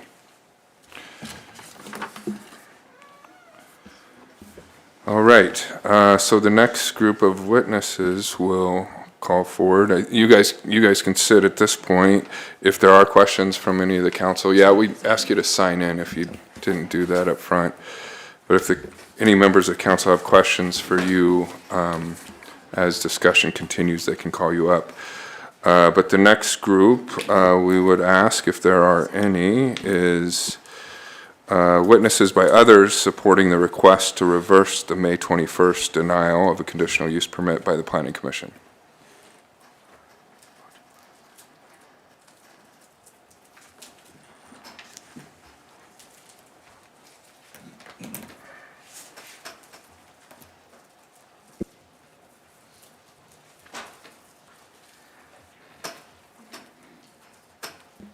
Mayor, while they're doing that, I'll just let you know, I do have Danny, the city attorney, on the phone, so if you have questions for her, she can be taken off mute and I can hold her up to the. Thank you, Val.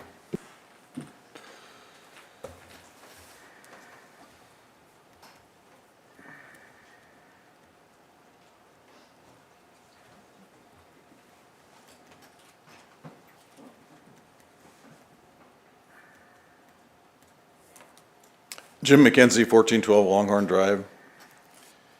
I'm here in support of this conditional use permit and reversing the denial by the Planning Commission. Bear with me as I explain, because I think we need to consider the bigger picture here. The Highway Overlay District was adopted by the city in June of 2022, and it's created another layer of red tape, regulation, and cost for businesses looking to locate or relocate or build in Norfolk. Some of the types of businesses that now require a conditional use permit to locate within the newly created Highway Overlay District are vehicle, trailer, camper, recreational vehicle sales, automobile repair and maintenance, farming and construction equipment sales and rentals, and car washes. Many of these businesses are already located in our along our highways in our Highway Overlay District. Some of these businesses that are currently within 5 to 10 blocks of this applicant are Wash Tech Car Wash, Tommy's Express Car Wash, Norfolk Transmission, Jerry's Service Center, A1 Storage, Norfolk Chevrolet, Courtesy Ford, Tractor Supply, Norfolk Motor Company, Square Tire, Peterbilt of Norfolk, Bauer Tire and Service, Norfolk Diesel Repair, even Red 10's current location. It would appear that all of these businesses now require a conditional use permit to locate where they are today. That's what we've created with the Highway Overlay District.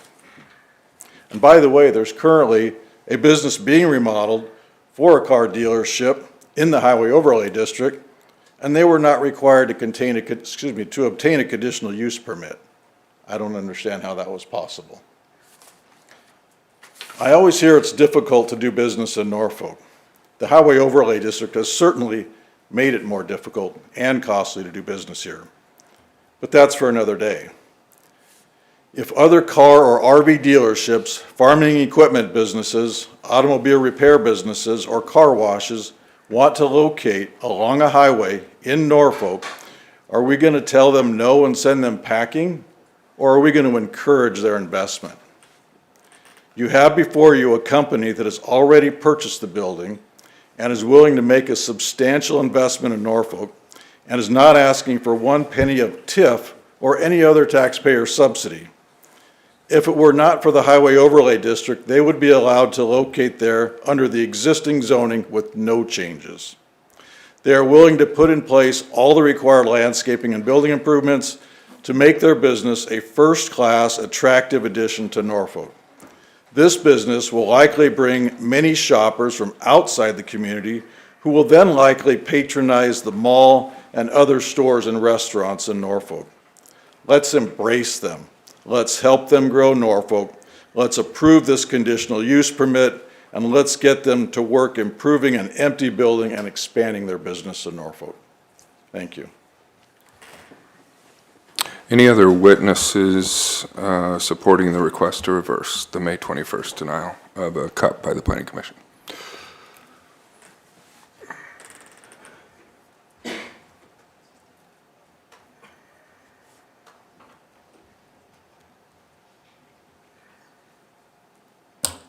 Hello, Mayor and Council. Thanks for this opportunity to speak. My name is Dale Coy, and I live at 409 East Klug. My story is a little shorter than the last couple, but I just wanted to pass along. I looked at the agenda packet last night, as I have the last few weeks, the last few months, and I saw this stick out. And I was kind of curious because I've done some work with Red 10 in the past, and they're a very reputable business, and I was curious why it got denied. And so I invested about 10 minutes and I went back and looked at the Planning Commission video and watched what transpired. At the Planning Commission, out of the 9 commissioners, there was only 6 present. And on this vote, 1 had to abstain because of conflict of interest. The main three things that they brought up, one was traffic congestion and the parking concerns, and the other one was the aesthetics. And one of the commissioners even commented that we just got rid of a used car lot, why do we want a camper spot? And that kind of stung me a little bit because this is a reputable business that lives and works and buys in Norfolk, and they're looking to invest in Norfolk and create an environment that's going to help Norfolk in the future. And that was kind of disheartening to me to hear those comments. So I hope that you guys will reconsider this and approve this cup. I think it's going to be a great move for Norfolk, and I appreciate your time. Thanks. Right. Any other witnesses supporting the request to reverse the May 21st denial?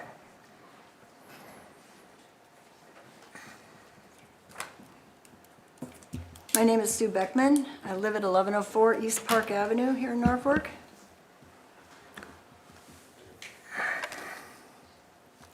I know you're using the highway corridor overlay as the projection for this company to come in here. These are a well-established company already. And the overlay says, and I'm going to read this, Section 27, the Highway Corridor HC Overlay District is intended to provide for cohesive and properly developed corridors and entrances into Norfolk along Highways 275 and 81. Guiding development in this manner promotes the general health, safety, and welfare of the community by providing quality design and construction, which will also aid in the protection of the past and future investments in the corridors. The corridor overlay promotes safe and efficient movement within the district for persons using all modes of travel, creates a sense of place that is aesthetically appealing and environmentally responsible, encourages innovative development projects that set standards for landscaping, community design, and aesthetics, and establishes consistent and harmonious design landscapes for public improvements and private property development so as to unify the distinctive visual quality of the highway corridors. And I think this group here has more than proved that by their overlays, by their landscaping, by everything they've done. This is the kind of businesses we want in Norfolk. We want these people to come and grow. They've got a great business going now. Why are we trying to stop them from actually growing? That's all I have to say. I just think you guys need to follow this, and they have done their job. Thank you. Right, any other witnesses here supporting the request to reverse the cup denial? Okay, seeing no others. Now we'll hear from witnesses, those requesting to uphold or affirm the May 21st, 2024 decision by the Planning Commission to deny the cup.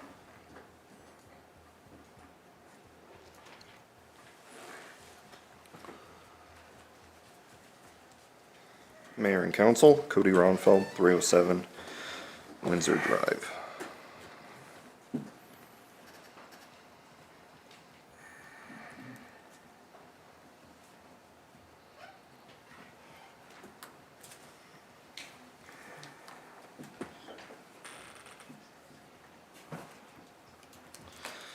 So obviously, I mean, this is a great business for the community. We want to see it.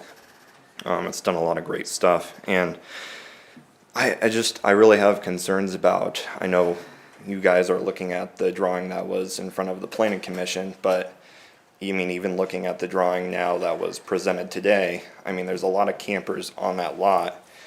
And I just think from a logistical perspective, if someone wants that bottom left camper, I mean, they'll have to move 3, 4, 5 campers around that area, and it just, if it's a busy time, I mean, it could convolute the area.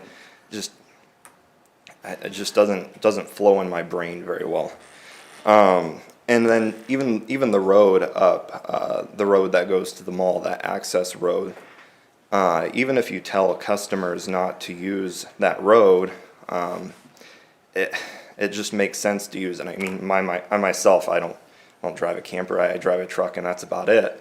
And so if I want an easy access out of that lot, I'm just going to use the biggest lot probably in Norfolk, which is the mall parking lot there to get out of.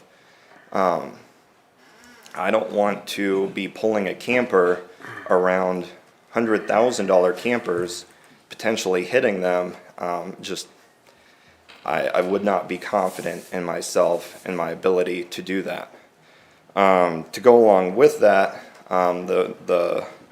there was a map shared the auto turn movements, and the lines for those movements clearly cut through the campers, went right through the campers. I mean, yeah, right there, that top one goes right through a camper. It just doesn't seem like the best spot for it. There was another one that went through the cars on the right side. Granted, maybe not all the stalls are going to be full at the same time, but it's, I mean, just not a great place for a camper dealership. I mean, I want to see this in the community. They've done great stuff for the community, obviously, but it's just not the greatest location.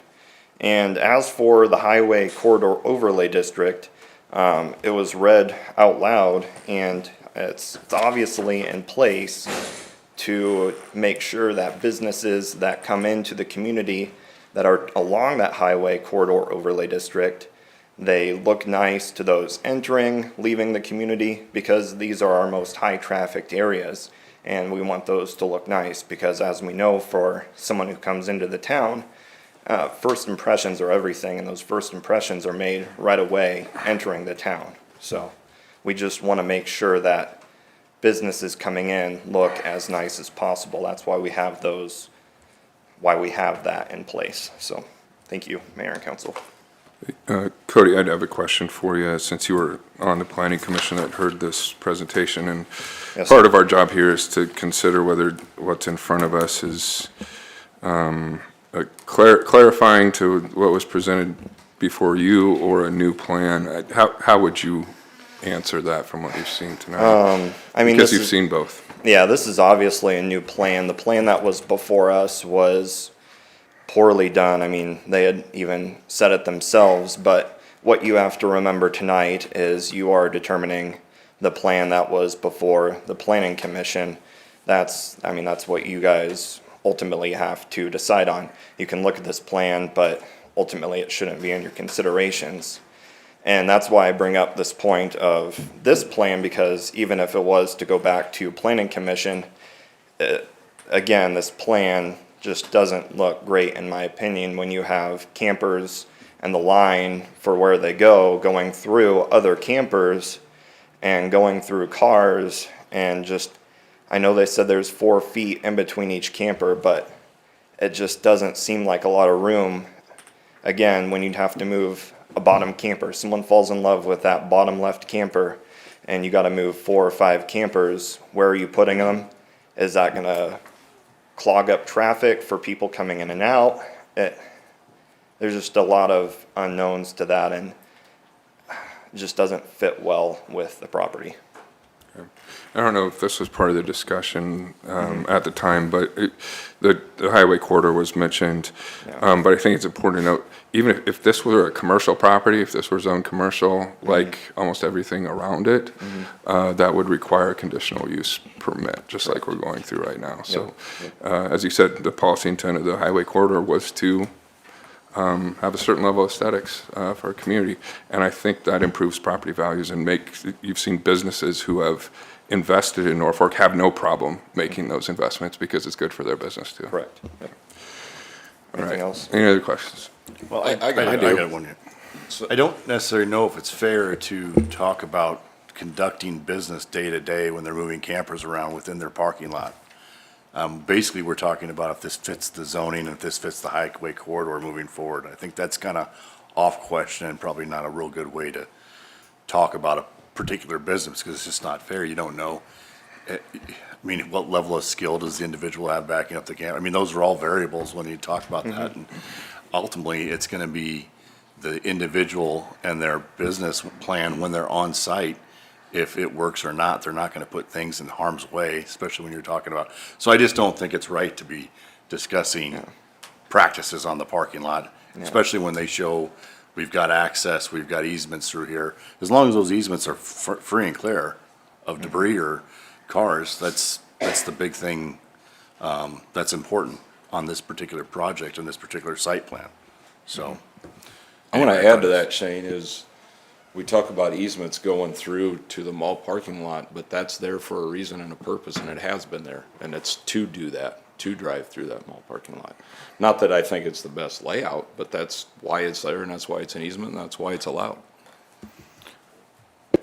I guess I was gonna say about the same thing Shane did, that, you know, it's up to the individual, business owner when they shuffle campers in and out. And at the very beginning, the manager of Red 10 RV said that, you know, it's, for a family to buy a camper is a long drawn out process. They come for 4 hours and they come back a week later for another 2 hours, and then their technician's got to get it ready. So they come back for another hour for a showing before they actually hook it up. So it's not like a car lot where you get in and out in the same day. It's a process. So I kind of piggyback off what Shane has said as well. I'd say in response to that, since Cody's here and it was part of the planning commission discussion, which I reviewed too, part of that is relevant to the use proposed here, because they are, they're big units that have to be moved in and out of what is a fairly limited property. So I think it is a relevant discussion, because we're talking about the use involved and whether I think they realize whether the this specific use is small lot permitted. they have. Well, yeah, I and understand, using it to the best of their ability. Right. But I'm just saying, the argument, the discussion about space and interaction with other traffic around it, probably not, it's not beyond the realm of an imagination that would be relevant to the use proposed here. It's a conditional use permit, to your point, Mayor, use on the property. And we have to remember that an engineering firm, a reputable engineering firm that made these drawings, and for them to have these lines going through campers, maybe you wouldn't have a camper there for that time. There's a lot of what ifs involved, but we're looking at the drawings in front of us.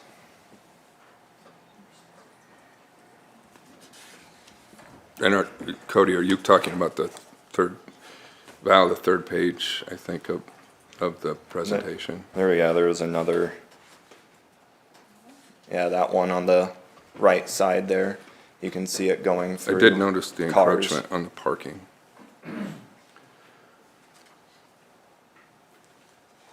Any other questions for Cody?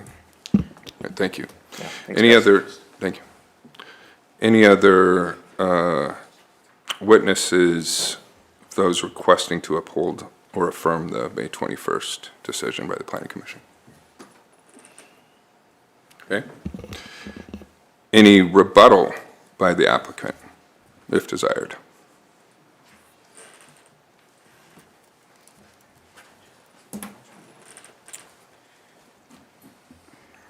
Thank you again. My name is Jordan Nelson. I have a couple of rebuttals here, just on the demonstration. If the camper in the far corner were to be sold, we had a concern about having to move it out, and this and that is essentially, like Corey had restated, when a consumer comes in and looks at a camper, they never take it that day. Usually deliveries are done 7 to 14 days after they agreed upon, and then they come in. So that allows us as a dealership to run our operations as efficiently and in a good manner as we can. That allows us 2 weeks to move the first 2 campers in front of us, which we have currently right now 4 pickups, a forklift, and a couple tractors that will just hook up to the 2 in front of us in 14 days and move them to our overflow lot behind complete flooring, and then in a proper manner get the last unit out and prepped in the shop. So when the customer does come to pick up, it'll actually be sitting in the delivery bay. So the concern of a congested lot, like he had said, I am also in the auto industry, and yes, when you sell a car, you go fill it, you wash it, you deliver it in 20 minutes. That's nothing like that in a camper. So that's my first rebuttal. The other rebuttal is the hitting of an RV in a congested area like this. The one thing I would like to say about that is when we move stuff on our lot as a dealership, we require 2 spotters and a driver at all times. If a consumer were to come in and sideswipe something, the benefit of us as an RV dealership is we do have insurance on everything on our lot. If that was a public parking lot such as Walmart and 2 cars get in an accident, the cops throw their hands up in the air and say, go figure it out. So we protect our customers and people going through there because we are insured completely through the whole thing. And then the other thing is, like you had asked, Mayor, is we're not ultimately here to question, is this the same plan or not the same plan, but it's ultimately to approve the conditional use permit to sell and service RVs at that location. Yeah, just regarding the auto turn movements, the proposed movements are the largest vehicles. I think the previous, or maybe the next exhibit shows the largest trailer that would back into that addition. If there were to be 6, maybe it's 2 before that, Val. There you go. If needed, as mentioned, if they were getting close, a spotter could move 1 vehicle in order to make sure that turning movement is likely. I guess the point of this was to show that we can get a vehicle backing up into that proposed building. If a vehicle shifts, just like a car dealership, you might have to move a vehicle here or there. Same with that next exhibit, but I think as Shane and others have mentioned, what's before you is not necessarily how a business operates, but is the use appropriate? And as has been mentioned, there's multitudes of, well, maybe not multitudes, but numerous businesses within this corridor that are existing even just to the northeast of this intersection. What's being proposed here tonight is significantly more aesthetically pleasing than the trailers on the northeast corner, and I would just ask for you guys to consider that. Thank you. Maybe a question for Jordan. Mariah had mentioned that it's your preference. So I have the understanding you guys have other RV sales facilities. So it is true that it's a preference to park and store these as closely as possible in a dense amount of space. Is that correct? Is that accurate? Similar to what's proposed here? We obviously want to fill the space that we're allowed to the best of our abilities, depending on season trend also, like Jasmine had stated. In the winter, the amount of units in the proposed space is probably going to be greater or less than in the spring. Because in the RV industry, you obviously ramp up in the spring and then you try to sell off by October and you run through the winter with the units that you need. But our ultimate goal is to use the space allotted to display these units in a proper manner. So when a customer does come in to look at a unit or purchase a unit, it's ready to go. In very clean fashion, the aesthetics of it, everything's good, the trim's up. The spacing to walk around them is all great. I'll tell you, just from experience, it's a lot better to walk around them in 100-degree heat than be inside of them. So yes, it's just ultimately to use the space to fulfill what we need to do as a dealership to run our business and the optimal supply and demand of inventory in that allotted space. Thank you. Yeah. Jordan, I'll let you go here. I just got a couple of questions. Just want to make sure that maybe this ain't partial to the conversation, but I think it's important to bring it up about the building corridor overlay, what the building aesthetics has to look like, the building wise. Do you guys understand that part of it?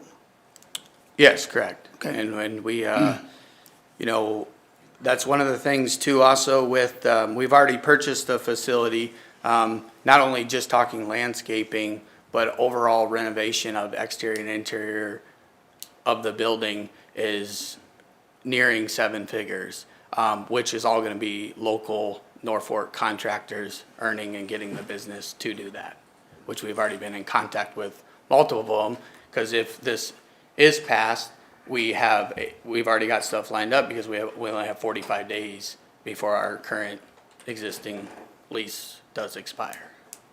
Okay. And I guess I had a question for Val. If we were to overturn this, what is the steps for us to be able to see the final plat and all that with construction? You wouldn't see that. That would come in with the building permit and things like that. So what you would do is if you want to overturn this and you decide that this is not a new plan, it's the same clarifying thing, then you could attach the landscape plan that was page, 4 or 5 in this or something like that to it with that's the intent.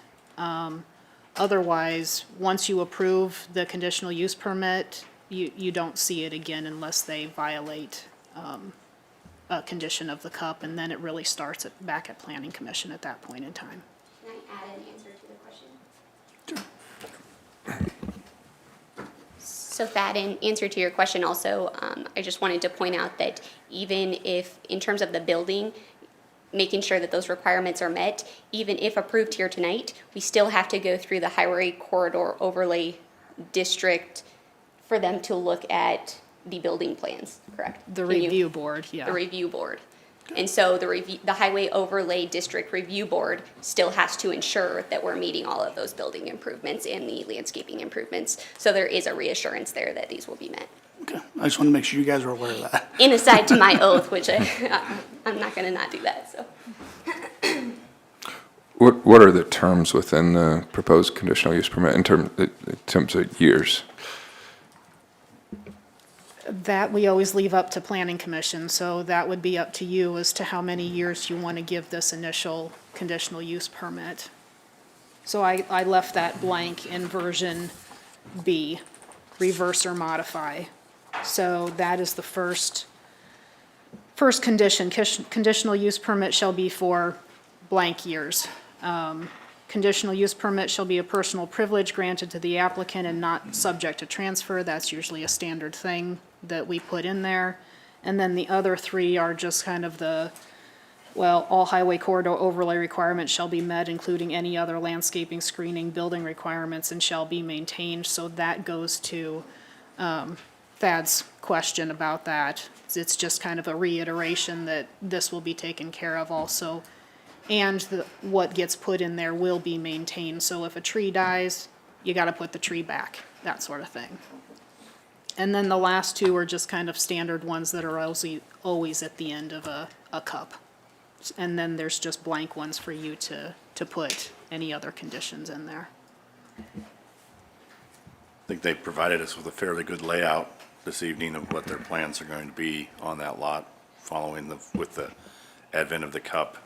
I guess Plan B, I'm assuming, right?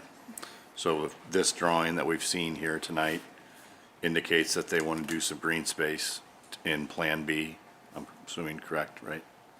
That's what we're talking about?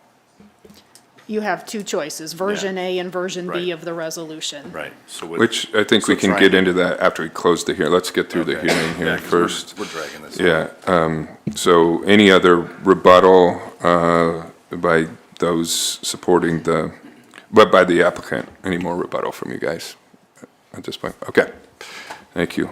All right, any rebuttal by those supporting the request to reverse Planning Commission's decision? Okay, any rebuttal by those opposing the request to reverse Planning Commission's decision? Okay.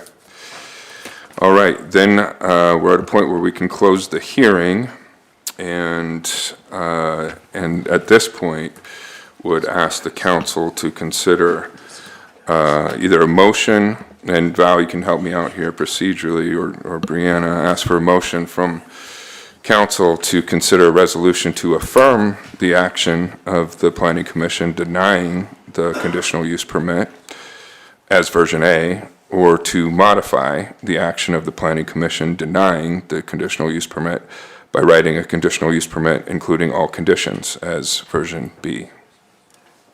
Right, so here we would look for a motion, somebody to make a motion and a second to approve Resolution 24-23, either A or B.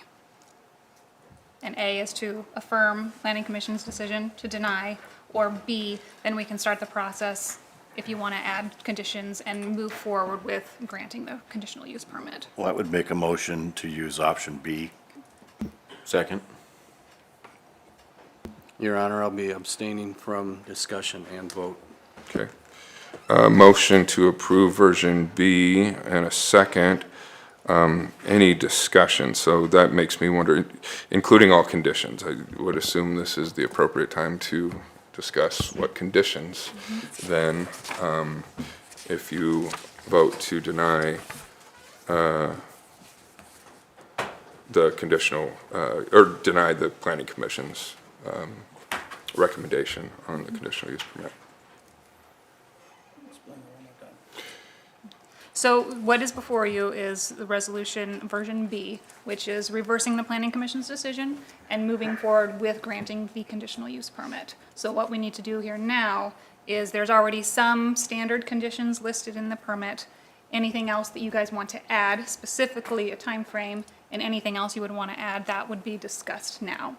And then we can either then read those into the record and you can approve that tonight, or if you would prefer, we can kind of have good discussion on what you guys want to include, and then you could table it, and at the next meeting, we can bring you that clean version of the resolution with all those conditions in there. So we've got a couple options. But first, we want to discuss what you want in that conditional use permit as conditions.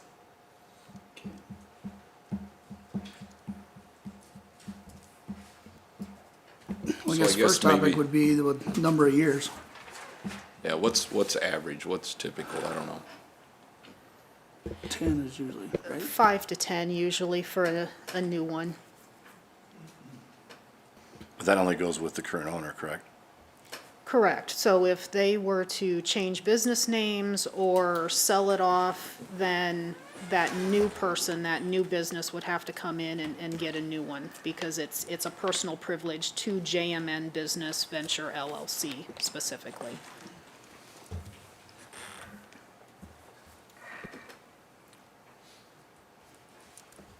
I guess I'm gonna make a recommendation just to protect us folks sitting up here is 5 years. And then if that is all good, things keep flowing, then there's no issues 5 years down the road. They can just I get a new cup and move on. might have to disagree with that. I think same business, same ownership, not a lot of I mean, obviously they bought it, but they have a track record of owning a business already. This is a business they bought to, further move down the road by enhancing this business. I think a 10 to 15 year is more than applicable in this case, just because if there was a high turnover type situation, it might be a little different, but even if they do turn over, they still got to come in front of you again. So this stays with the owner of with the original intent. So that would be, I guess, I don't know how we go about adding all these things in, but I know it'd be a benefit to get it over with tonight and get all these added in and get this cup I guess my only rebuttal would be the what ifs. This plan doesn't look like this in 5 years. I think under that, though, Thad, they're held under that, the overlay, right? So they have to commit to the overlay and they have to abide by the overlay. So if it goes, south on it, it's our job or the city's job to bring that forward to them. I think I can go along with the 10 years because you look at what they brought in front of us and you look at the amount of what they did at their current location and the amount of money they're looking at investing just to make this one work. To be aesthetically pleasing, I can see a 10-year working. To Thad's question, I would ask, and you'll have to settle on the amount of time, whether it's 5 or 10, but also to the question of how is this, if this is what's being proposed, if there's not a site plan that comes back, Val, as a planner, how would you recommend putting into a conditional use permit what is proposed to us as part of this plan?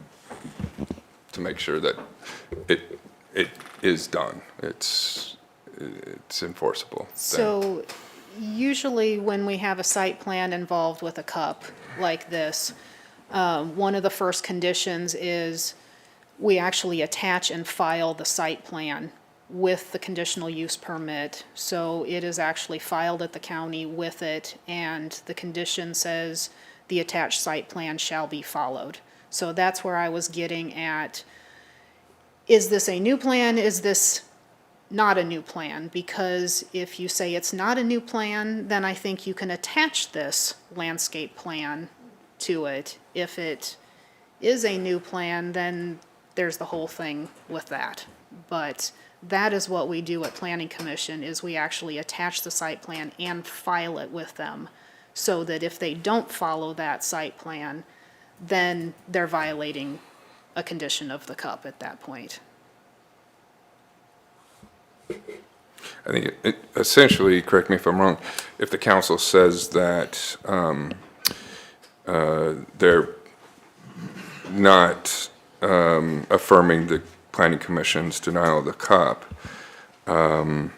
they are though inherently saying that we are considering the same plan that the planning commission was presented, correct? And just adding conditional use permits to that clarified plan. This is where the help of the attorney would be valuable. Yeah, that's the hard part. I mean, are you considering what was at Planning Commission, or are you considering this? I mean, are you saying they are the same thing? If you're saying they're the same thing and they're clarifying only and it's not a new plan, then I think you can use the new stuff. So I think on record, to be the council, should they choose this option, should be comfortable with saying that this is a clarified plan, not a new plan to pursue version Yeah. B. if that's what they're saying, then yes, I would say then you have a condition in there that says they shall follow and maintain the attached site plan, and we actually file that landscaping plan that shows faded out also the location of the RVs also. Because then that, I mean, honestly, it happened with somebody else. We attached a site plan, they didn't do the site plan, we had to bring them back before Planning Commission and have this discussion all over again. So it's not out of the realm of possibility when you attach that for people to not do it, and then we have to bring them back before the bodies, if that makes sense. That's how we normally do it. Otherwise, if it's not somehow in the cup, there's nothing really for me to enforce necessarily, except the standard stuff that would come before the review board. But if you say, I want to see this exactly, then it needs to be attached to the cup. But it's gonna go in front of a review board, correct? It will eventually when the building, Right, and the review board's gonna look at the green space requirements at that time, we will and the look building at, aesthetics. we will look at the basic Right, green so- space, yes. I mean, I think for our concern would be the easements through the property for turning and driving through the property. That's on the plan that they showed, the planning and zoning that was on there. They showed the area where they're going to park campers on that plan, that was on that plan. They have to have, for permitting purposes, they have to have a required amount of parking stalls. That's gonna have to happen anyway. So I think you're covered there, and you're covered with the camper parking area. And then if it's gonna go in front of the, a committee to look at the green space and the aesthetics of the building, can't we just, doesn't that just go to the, when they look at that then and say, you gotta do this amount of green space at this particular time? And we're just approving the fact that it fits on this property and do you see that?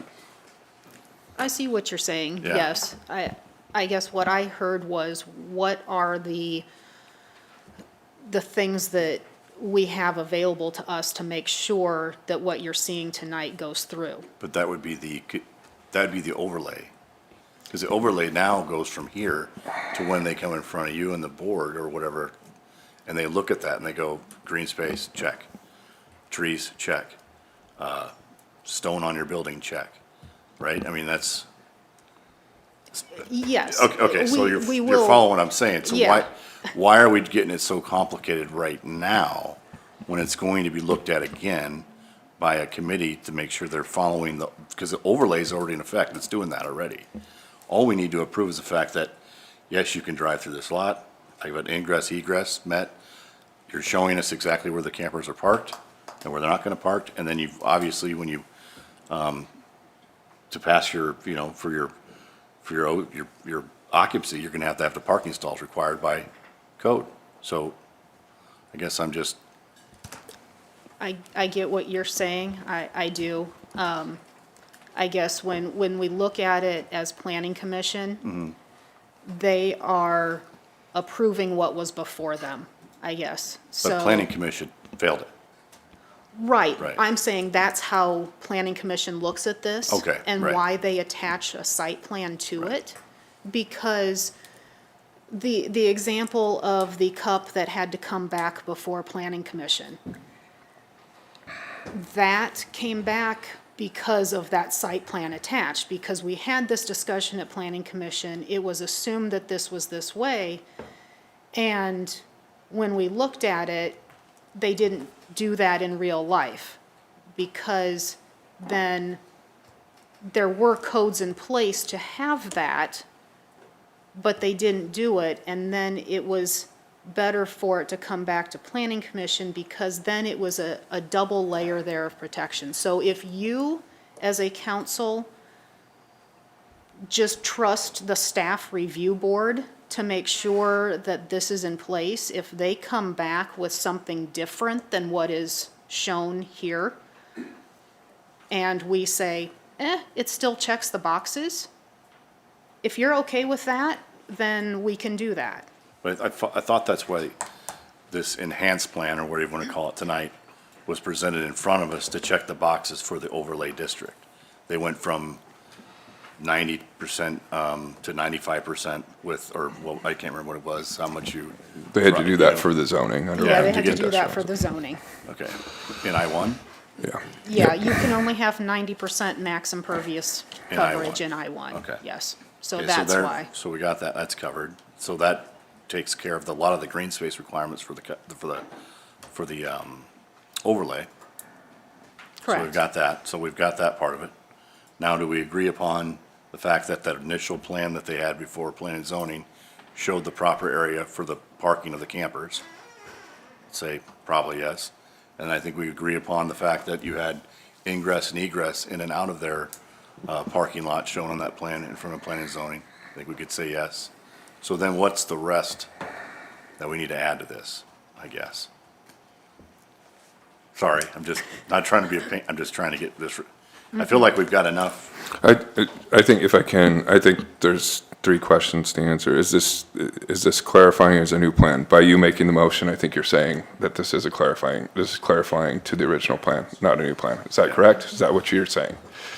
Yeah, I guess you could say they're providing clarification, but I don't necessarily, okay, let's look at this one, right? Because we have to answer that procedurally. For you guys to make a decision, you have to answer that question. Well, it- I guess what I'm saying is what is provided in front of us right now, here, shows the area where the campers are gonna go.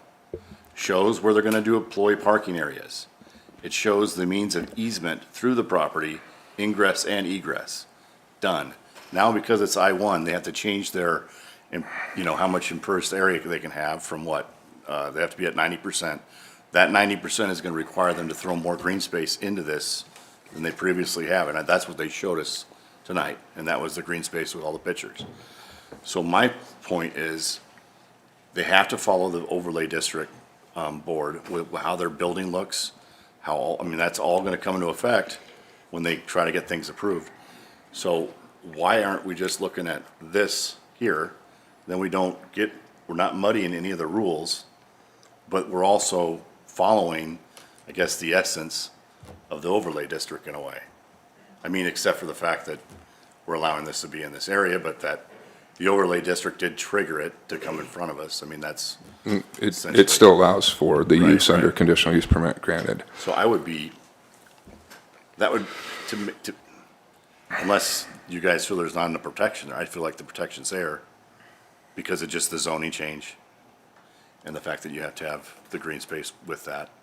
And then the fact that they're gonna have to go in front of a committee to have their building approved anyway with the overlay district's approval on what that building looks like.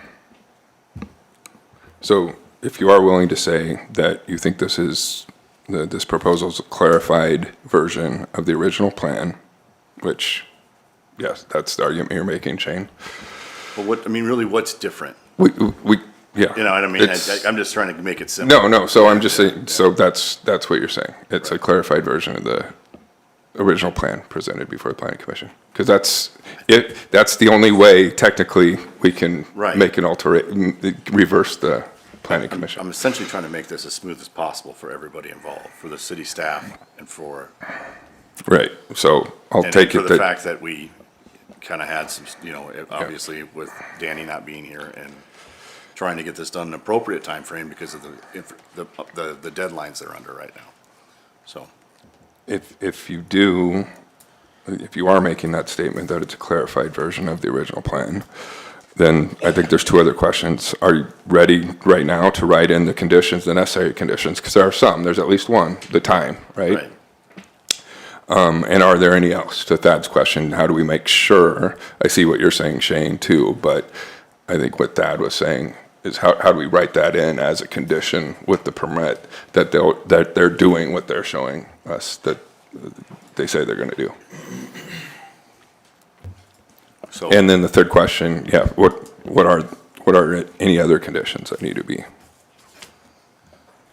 So I think Included. essentially, we just need to say, I'm not saying it, I'm just saying, I guess, the landscape plan B, which is this, in the red book. Yeah, but landscape plan B happens regardless because of I-1 and the green space requirement that they have to meet. in that. That's why they had to make the changes. That's what I gathered from the presentation tonight.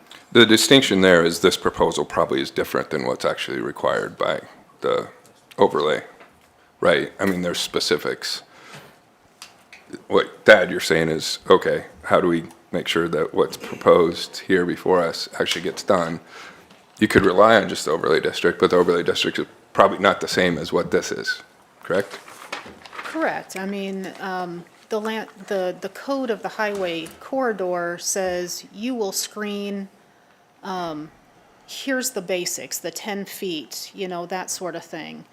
But it also says in there that I can say, if you're doing similar screening or what I feel is equal to what that says, I can make that change unilaterally, you know, so there's that portion of it too. I don't know how much,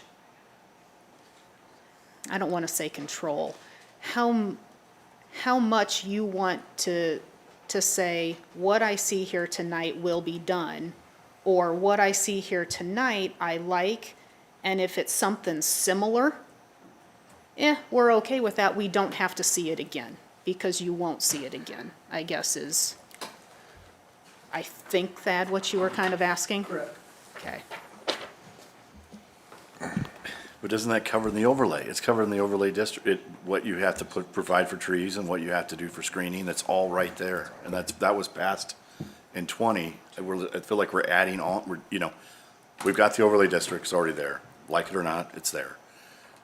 But that doesn't add on to this. This goes above and beyond, I think, what the overlay actually calls for. Because there were some businesses that were mentioned here tonight that were granted conditional use permits under the overlay, like those the new car washes. Right. Yeah. So. No, I'm not trying, what I'm saying is there is a form of protection there with the overlay, just because you have the overlay district in place, is what I'm getting at. I think you're right, Shane. I think what we're hearing is they went above and beyond with this plan, right? This is a better clarification of their original plan, because obviously it doesn't show shrubberies, bushes, trees, whatever you want to call it. And so they went further than what the overlay district really requires. And I think what we're hearing is, do we want to hold them to this or something very similar to it?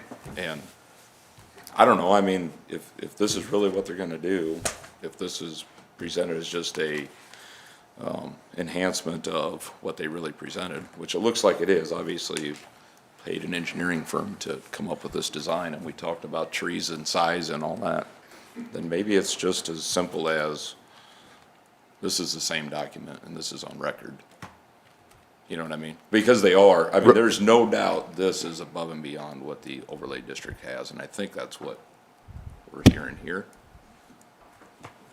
Am I right? Or Okay. And so I guess the question then is. Doing more than what's required. Just citing this in the conditional use permit, citing this proposal as a condition meeting up to that standard could be a condition within the conditional use permit. Yeah, so if you want that, a condition could be the attached site plan done by Riga Engineering on this date, this L100 is hereby approved and shall be complied with for the landscaping and location of outdoor display. So what that does is if they've gone above and beyond with the landscaping on here, then what we as a review board could technically have them do you want them to do this? And so that's why the plan is attached to the cup as a condition. So. Yes. Is that? I think that's what we're all talking about here. Yes. That's what I believe I'm trying to say. So now we have that attached to this cup. We've got a 10-year, I think we're assuming 10-year agreement. Are we ready to vote on this? Are there any other conditions, Val, that need to be filled? Are there any blank spots that need to get filled in for a working conditional use permit? I guess I have one on the 10-year, on the 10-year cup. And I heard Councilman Mirren say 5 years, and I've heard a couple of you others say 10 years. And this company's putting a huge capital investment into this property, and from what I saw tonight, I don't have any doubt that they're gonna keep this clean and they're gonna do what they say they're gonna do. I guess if there's some reservation, Val, is there any way that you could do like a 5-year or a 10-year on an automatic renewal with this cup for the capital investment that these people are putting in? And, you know, they're selling, I think there was 15 million in sales. I mean, that's a huge part of our sales tax to our community. So I guess, is there any way we can make this cup an auto renewing the year prior to it expiring? That is actually not allowed by code. By code or by state statute? I don't know about that, but our code says that if it runs out, you will come back before Planning Commission and go through the public hearing process again. So these people have done everything we've asked them to do, and in 10 years, they could be in front of a completely different council and lose their livelihood and their business. Yes, and we have others in that same situation. The stock car racing, Helena Chemical got 10 years.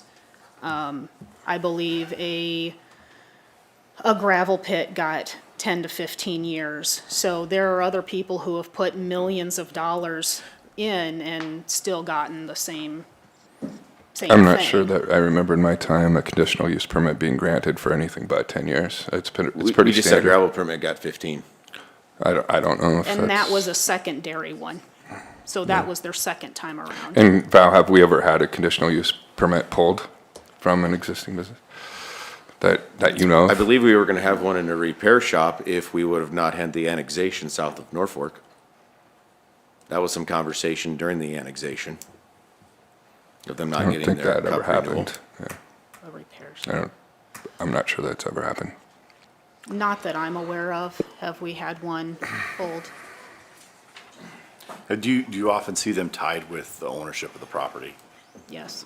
Would that be a reasonable thing to say, then just tie it to the ownership of the property? Yes, and that is one of the conditional use permit shall be a personal privilege granted to the applicant and not subject to transfer. So that is a standard one along with the What were you years. saying, Corey? Well, I was just wondering, but the code requires a timeframe, I believe. Or does it not? It's only to the. I thought you could just, yeah. We don't have to add a time frame, or is it just to the owner? Does the code require a time frame? Well, if you don't put a time frame on there, then it's perpetual. So, To that, but only to that owner, right? right.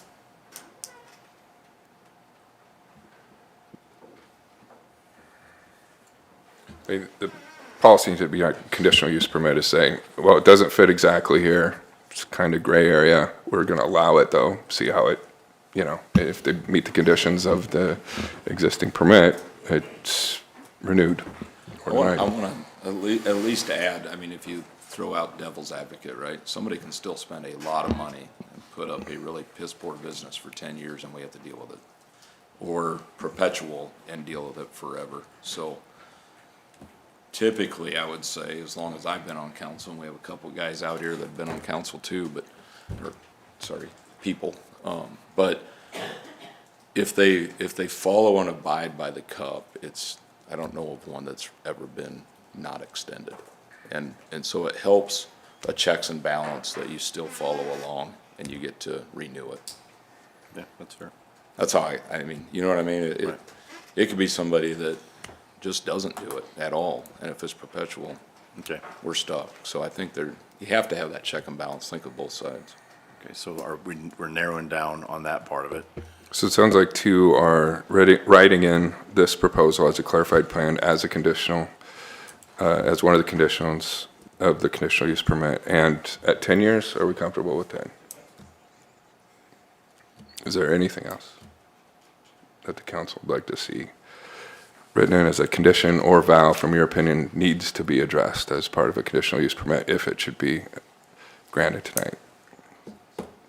These are the standards, that are normally in. So if you're okay with this and don't see anything else that may come up, that you may want to take a look at in the future, then I can certainly read back what I have as a conditional use with the conditions whenever you're ready.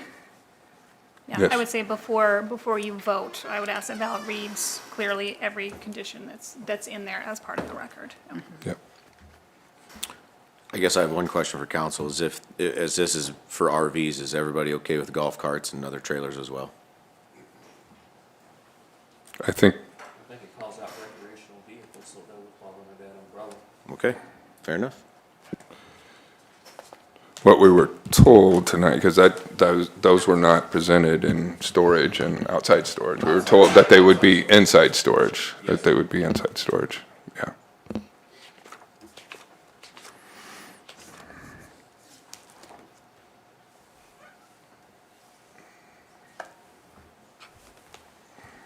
I suppose you could add a condition that those items are kept inside, if you wanted to otherwise. Yep, okay. Well, I mean, you're making a decision for, Right now, you're worried about campers being seen, well, these are tiny, you don't see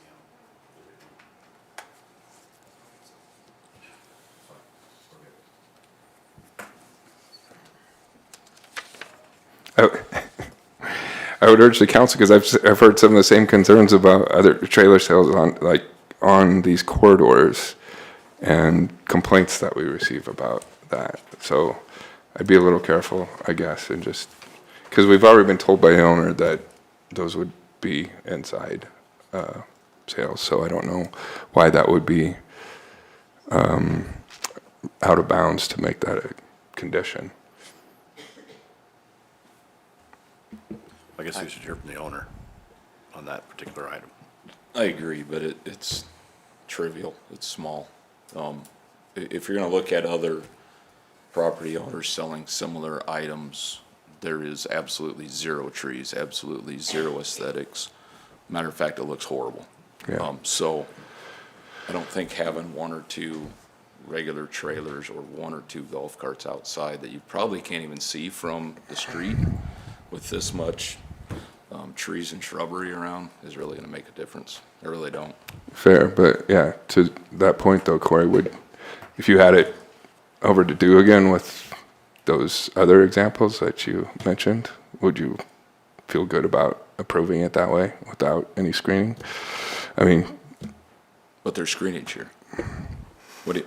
I mean, I don't know that those necessarily came in front of us for an overlay. 'Cause I no, they believe didn't, were because in it place didn't before that. exist. Yeah, it didn't Right, exist. so, Which kind of gets to the whole point of all this stuff. The whole point of the overlay, I think, is aesthetically pleasing to allow businesses to make our corridors look better by still conducting business. And I think in this case, it's doing its job.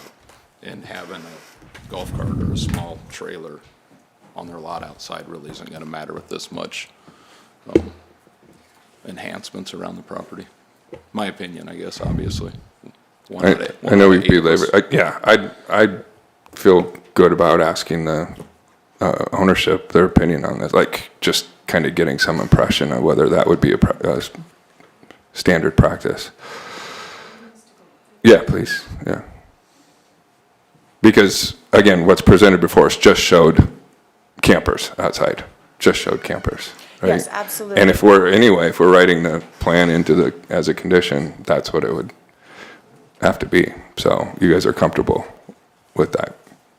With having our trailers and golf carts only indoors? Yeah, as was stated before. Because we've outlined, and to clarify, you had said it's not shown on there, and I said, well, it is possible to put them inside. We have one golf cart, perfect, and 3 utility trailers now. I don't. So utility trailers, not larger trailers, not small trailers, or Utility the trailers smaller are ones. 10 to 14 foot is what a lot of those are. Not that we can't do any bigger. What's the biggest that we offer for utility trailers? 24 foot? Utility trailer size is 10, 12, 14. 10, We do have other trailers, car trailers, stuff like that, but we hold 1 or 2 in Norfolk. The rest are all in Yankton. And when we sell one, I drive it down every week when I come. So Jas, It's very minuscule, like, we're talking 6 units out of our whole inventory that we're discussing. when we talked about it earlier, Jasmine told you that we currently have 1 golf cart in display here, and we have, I think, 2 trailers, right? 3 trailers and enclosed. So it's very minimal count. But she did say at that time she wasn't saying that they would be just inside. She said that they would be fitting in the spaces as identified. So where those are a 16 to 20 foot unit, those are displayed in the 16 to 20 foot. They would be in place of an RV in that spot, not in addition to an RV in that spot, but it wouldn't be just interior display. But truthfully, I mean, like, we don't want to commit long-term, but they haven't performed well here. So I don't know that that's going to be in the future of the business, but we would probably like to display a golf cart outside, you know, from time to time. We house them inside every night, you know, that kind of thing. So they would not go outside of the allotted areas that we've shown. Right. Would it be fair to come like with a percentage, like no more than 15%? You know what I mean? Percent of our inventory? Yeah, right, being like that on your displayed? lot. Absolutely. If you're, Yeah. would that be a fair way to do it? We'd be Absolutely. comfortable with that. So what would be a fair percentage that you think would be adequate for your business? I'd say at the very max, 15%. Yeah, at the very max, I would say. Right, roughly, we're at a much smaller percentage than that now, but if I was to be not conservative, I guess 15% is probably, but truthfully, it'll never be that. This is really putting you on the spot, obviously. Right. Mental So health. it's- yeah. Truthfully, hadn't really thought too much about golf carts Right. and trailers. We're concerned So about with the yours. Can I spirit of ask, that, let's just move who's ever gonna forward and police just that get away anyway? from it. And the Yeah. golf carts, I don't believe are even in the conditional use, like, the trailers, yes. But the golf carts, I don't believe are a parameter of the conditional use that I'm aware. We stock them, they're apart. But they're a sale that go together. You know, sometimes people buy a camper, they'll buy a trailer, they'll buy a golf cart. They just Sure. go, yeah. Accessory. So it's just part of the business. So I think we're getting, like I said, we're getting in the weeds pretty heavy here. So let's just move out of this and keep moving forward. We'd be comfortable with the percent if that made the. I don't know if that's really, I don't think it's fair for us to ask you that right now, really honestly. I don't, how would you ever police it? Why put something in there that you could never really judge? You know what I mean? 15%, well, I don't know what they have on their off lot. Well, I I think don't know what it's, they I think have it- on their lot. I'm just trying to come up with a solution here, because we're trying know. to, but maybe, It's honestly, it's trivial. probably not even worth it. Let's It's just not. move forward. Well, That's I what asked the that's what I'm question getting at. because It's not worth it. what It's was not worth it. shown to us was mainly campers. I didn't, you know. that I was- get it. yeah. I know, you're right, it's not, There's- and it's asking a lot of them to try to come up with something like that.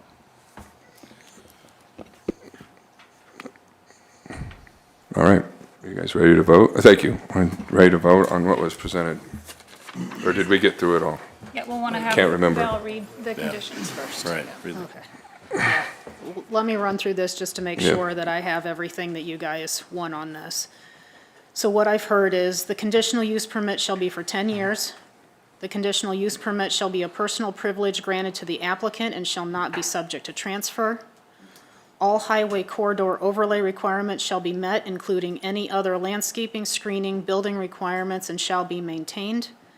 Failure to observe and maintain the conditions and restriction of the conditional use permit shall be considered a violation of the code of the city of Norfolk, Nebraska, subject to penalty as provided herein, and may be grounds for review, including alteration or termination of the permit.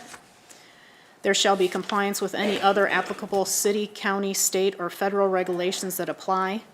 And the attached site plan done by Riga Engineering, I'll add the date and the page number of the landscaping, is hereby approved and shall be complied with for the required landscaping and location for outdoor display of units.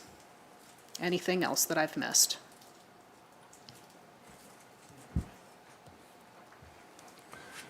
Okay, we have a motion and second on that as version B before us. Any further discussion on that? Hearing none, please vote.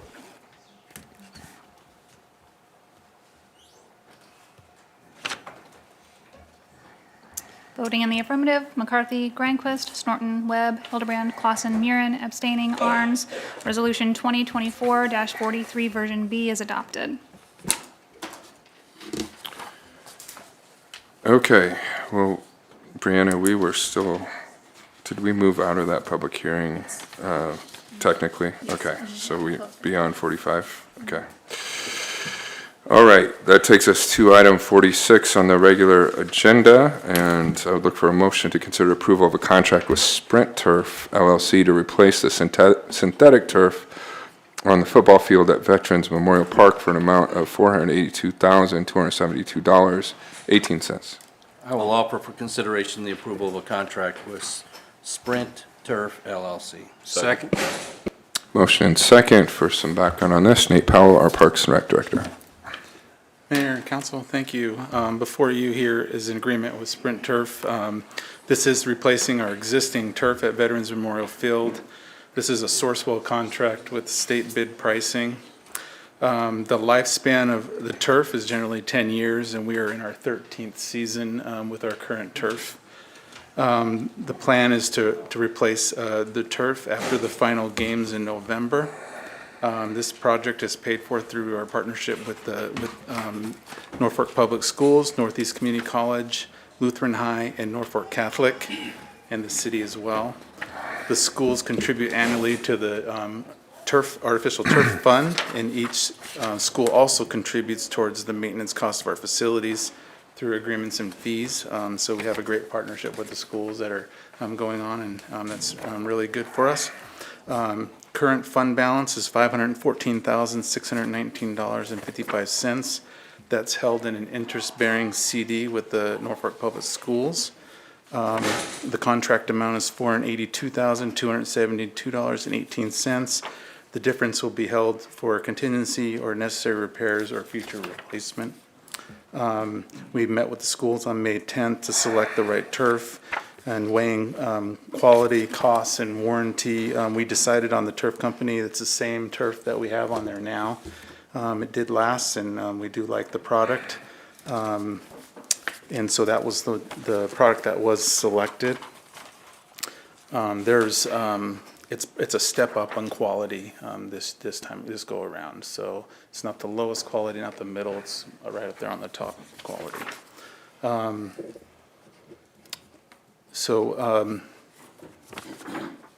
And it also, the higher quality also gets us another 2 years warranty, so it's a 10-year warranty.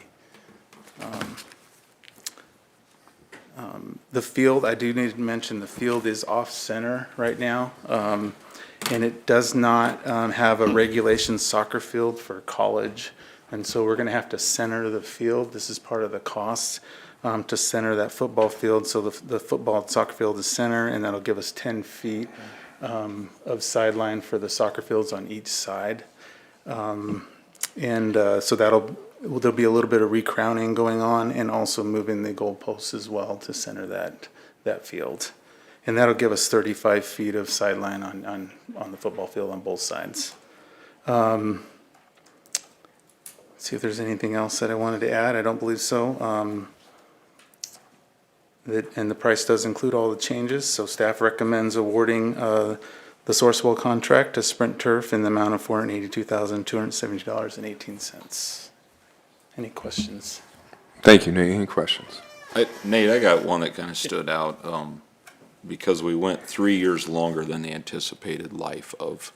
And so we ended up very close to what we had in our fund, I guess, and what it actually costs. And I don't know if that was a good guess or a very educated guess that Sprint Turf gave us way back, but I'm curious if we are anticipating what it might cost in the future and re-looking at what those fees are that all of the entities use this, so we end up very close again. Yep, and I don't know if we would have replaced it 3 years ago, if the price went up that much, so if it may not have benefited us by waiting, because I don't know what the cost was 3 years ago. It's clearly less than what it is today. But the Northeast Community College is now contributing another $12,500 into that fund. So that'll be another $120,000+ in the next go around. But is that for just the football field? That includes baseball now too, right? Yeah, in terms of the baseball Or replacement. is it two separate funds? We don't have a fund for that. This is just for the football fund, and we have to revisit that contract to talk about the baseball turf and start getting that on our radar. I think when we initially talked about baseball turf, it was that same fund. Okay. Not the exact same fund, but we were gonna do the same type of thing we did on the football field. Yeah, it's So something we should start to discuss since we're already getting into already 2 been years, done. yep. And Nate, what's the timeframe on this? It's about it's because we don't have to, we're just basically replacing the turf. There's a little bit of recrowning, but it's about a 4 to 6 week process. It's a crew that comes from off-site and they come in and they do their work and they get out, so. Oh, it would start at the last game of the season, which would be at the end, around November, depending on how far they get into the playoffs. All right, I got another question. So it'll be weather dependent, so it'll be finishing it up early spring. It has to be done before our first game though, on March 20th. There's companies out there that resell used turf. Is the turf that they tear up ours or theirs to resell? It would be, it's ours, so we could resell it. I haven't looked into that as an option. There's companies that do it. Well, there's a person right here that bought some used turf, so there's a market. That's why I brought it up. Okay. You want more, Shane? I'm thinking my yard at home, so I don't have to mow. Got some used stuff for sale. Could we use that turf somewhere in our parks? The used turf? Stay out of this. Could we use that at one of our parks somewhere? Well, most of the prep work isn't the turf. It's, it's prepping the site before you put the turf down. So that's where the cost usually comes in. So we could, but we would have to put in we'd have to prep the site. We had lines all over it. That don't match up once you. Just saying, from past experience. Yeah. It gets a little. Corey. Just the center.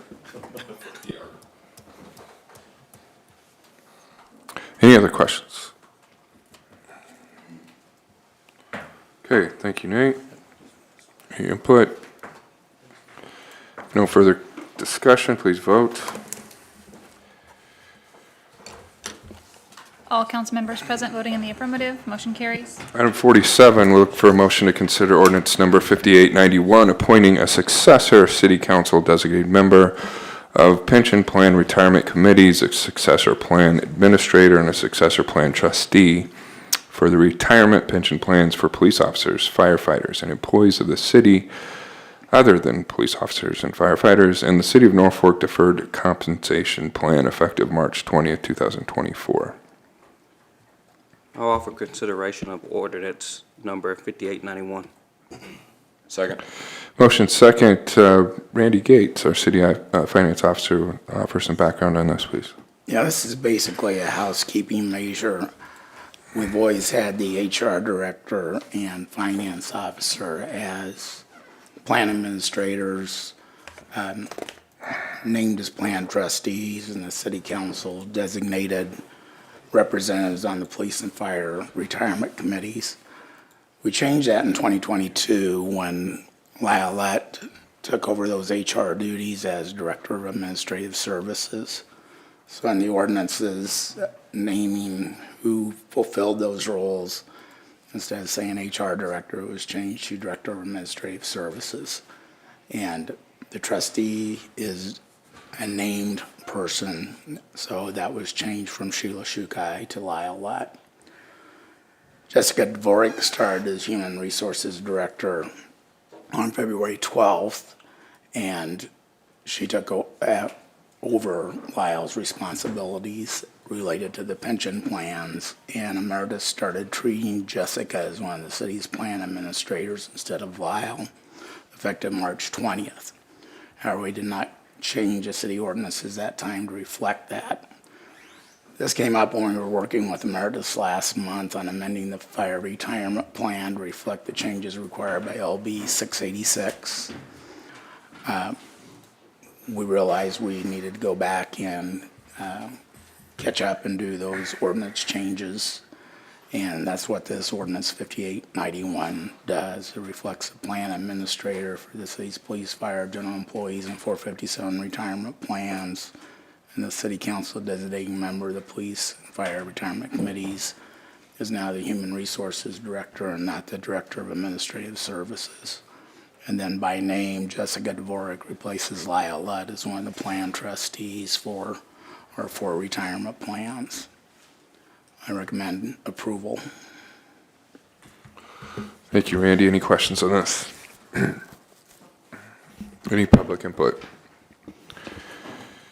If no discussion by council, show title, please. An ordinance of the City of Norfolk, Nebraska to appoint a successor city council designated member of the pension plan retirement committees, a successor plan administrator, and a successor plan trustee for the retirement plans for police officers, firefighters, and employees of the City of Norfolk, other than police officers and firefighters, and the City of Norfolk Deferred Compensation Plan respectively, to provide when this ordinance shall be in full force and effect, and to provide for the publication of this ordinance in pamphlet form. With that, please vote. All council members present voting in the affirmative. Ordinance number 5891 carries on first reading. Seeing no I'll make a motion. opposition. Oh, go ahead. Seeing no opposition, I'd like to suspend the rules of second and third. Second. Motion second to suspend the rules and approve on second and third readings. If no further discussion, please vote.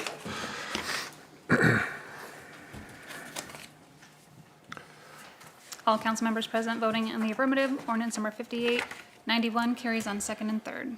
Item 48 would look for a motion to consider approval of change order number 1F with Rutgens Construction Incorporated for the Northeast Industrial Utility Extension Project, resulting in a net decrease of $636.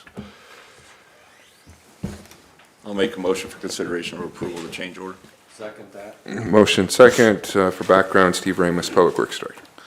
Mayor and council, this project was part of getting the water and sewer extended up Victory Road to provide water and sewer services to the soy crush facility. This is the final change order on the project. There were about a half a dozen items that went up and down in quantity. Net change would be an increase of $636 on the project. And again, these costs are bared through an agreement to the soy crush facility.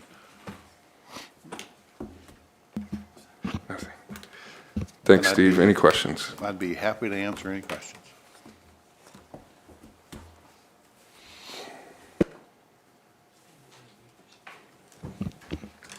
Any public input, comment? Any discussion, council? Any public discussion? All right, hearing none, please vote. All council members present voting in the affirmative. Motion carries. Item 49, we look for a motion to consider ordinance number 5892 to eliminate the protective helmet restrictions in city code. I'll offer consideration ordinance number 5892. I'll second that. Motion second. Chief Miller, I'm sure is glad we left this one to the very last item of the agenda. Chief. I don't think so, take very long. This is also, Mayor and Council, thank you. This is also a housekeeping item. Over the last 2 legislative sessions, the state legislature has made some significant changes to the helmet laws. Our city ordinance was still about 2 years old with the old rules. I anticipate additional changes in the future legislative sessions, and so I think it's best for the city to get out of the helmet law enforcement piece, just eliminate it altogether. Doesn't eliminate the need for helmets in Norfolk, it's just that we would follow the state statute. Any violations would be prosecuted by the county attorney instead of the city attorney. And with the changes that they've made, there's very few citations now based on the new laws. So this is just taking it out of city code, still applies under state statute like it already does. Any questions? You've got one, Corey, I can see it in your eye. Not that it has to be on record. You see people without helmets, so is it a secondary offense, or can you pull them over without a helmet? How does this even work? The changes have been very complicated. It does not apply unless you're under 21. If you're over 21, you don't need to have a helmet if you have taken a safety course, and it's a secondary violation. So the sun and the moon and the stars have to be aligned for us to take enforcement action on helmets currently. So the ordinance that we have here is actually pretty, is it going to follow the state ordinance exactly? In other words, under 21 would still be required. Right, the city ordinance is just a matter of who would we send the ticket to, the city attorney or the county attorney? With this elimination, the city attorney won't have anything to do with helmet laws. It'll all go to county. And if they're under 21, well, anything under, any juveniles would have to go to county anyway. So it just makes it so that the city attorney doesn't have to prosecute. Any violations would still apply, they would just get prosecuted at the county attorney instead of the city attorney. So this doesn't change the current code regarding It doesn't helmets. change state statute, it doesn't change the law. Yep. Our ordinance was outdated and unenforceable the way it was written because it was old and didn't apply anymore.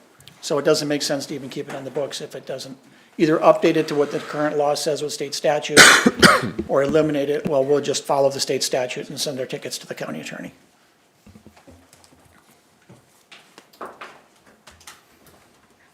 Okay, thank you. Thank you, Chief. Any other comments on this? Public comment? Council? Hearing none, short title, please. An ordinance of the City of Norfolk, Nebraska to repeal Section 24-13 of the official city code requiring motorcycle or moped operators and passengers to wear protective helmets, to provide when this ordinance shall be in full force and effect, and to provide for the publication of this ordinance in pamphlet form. Please vote. All council members present voting in the affirmative. Ordinance number 5892 carries on first reading. I'll make a motion to suspend the rules and waive the second and third reading. Second. Motion second to suspend the rules and approve on second and third readings. If no further discussion, please vote. All council members present voting in the affirmative. Ordinance number 5892 carries on second and third.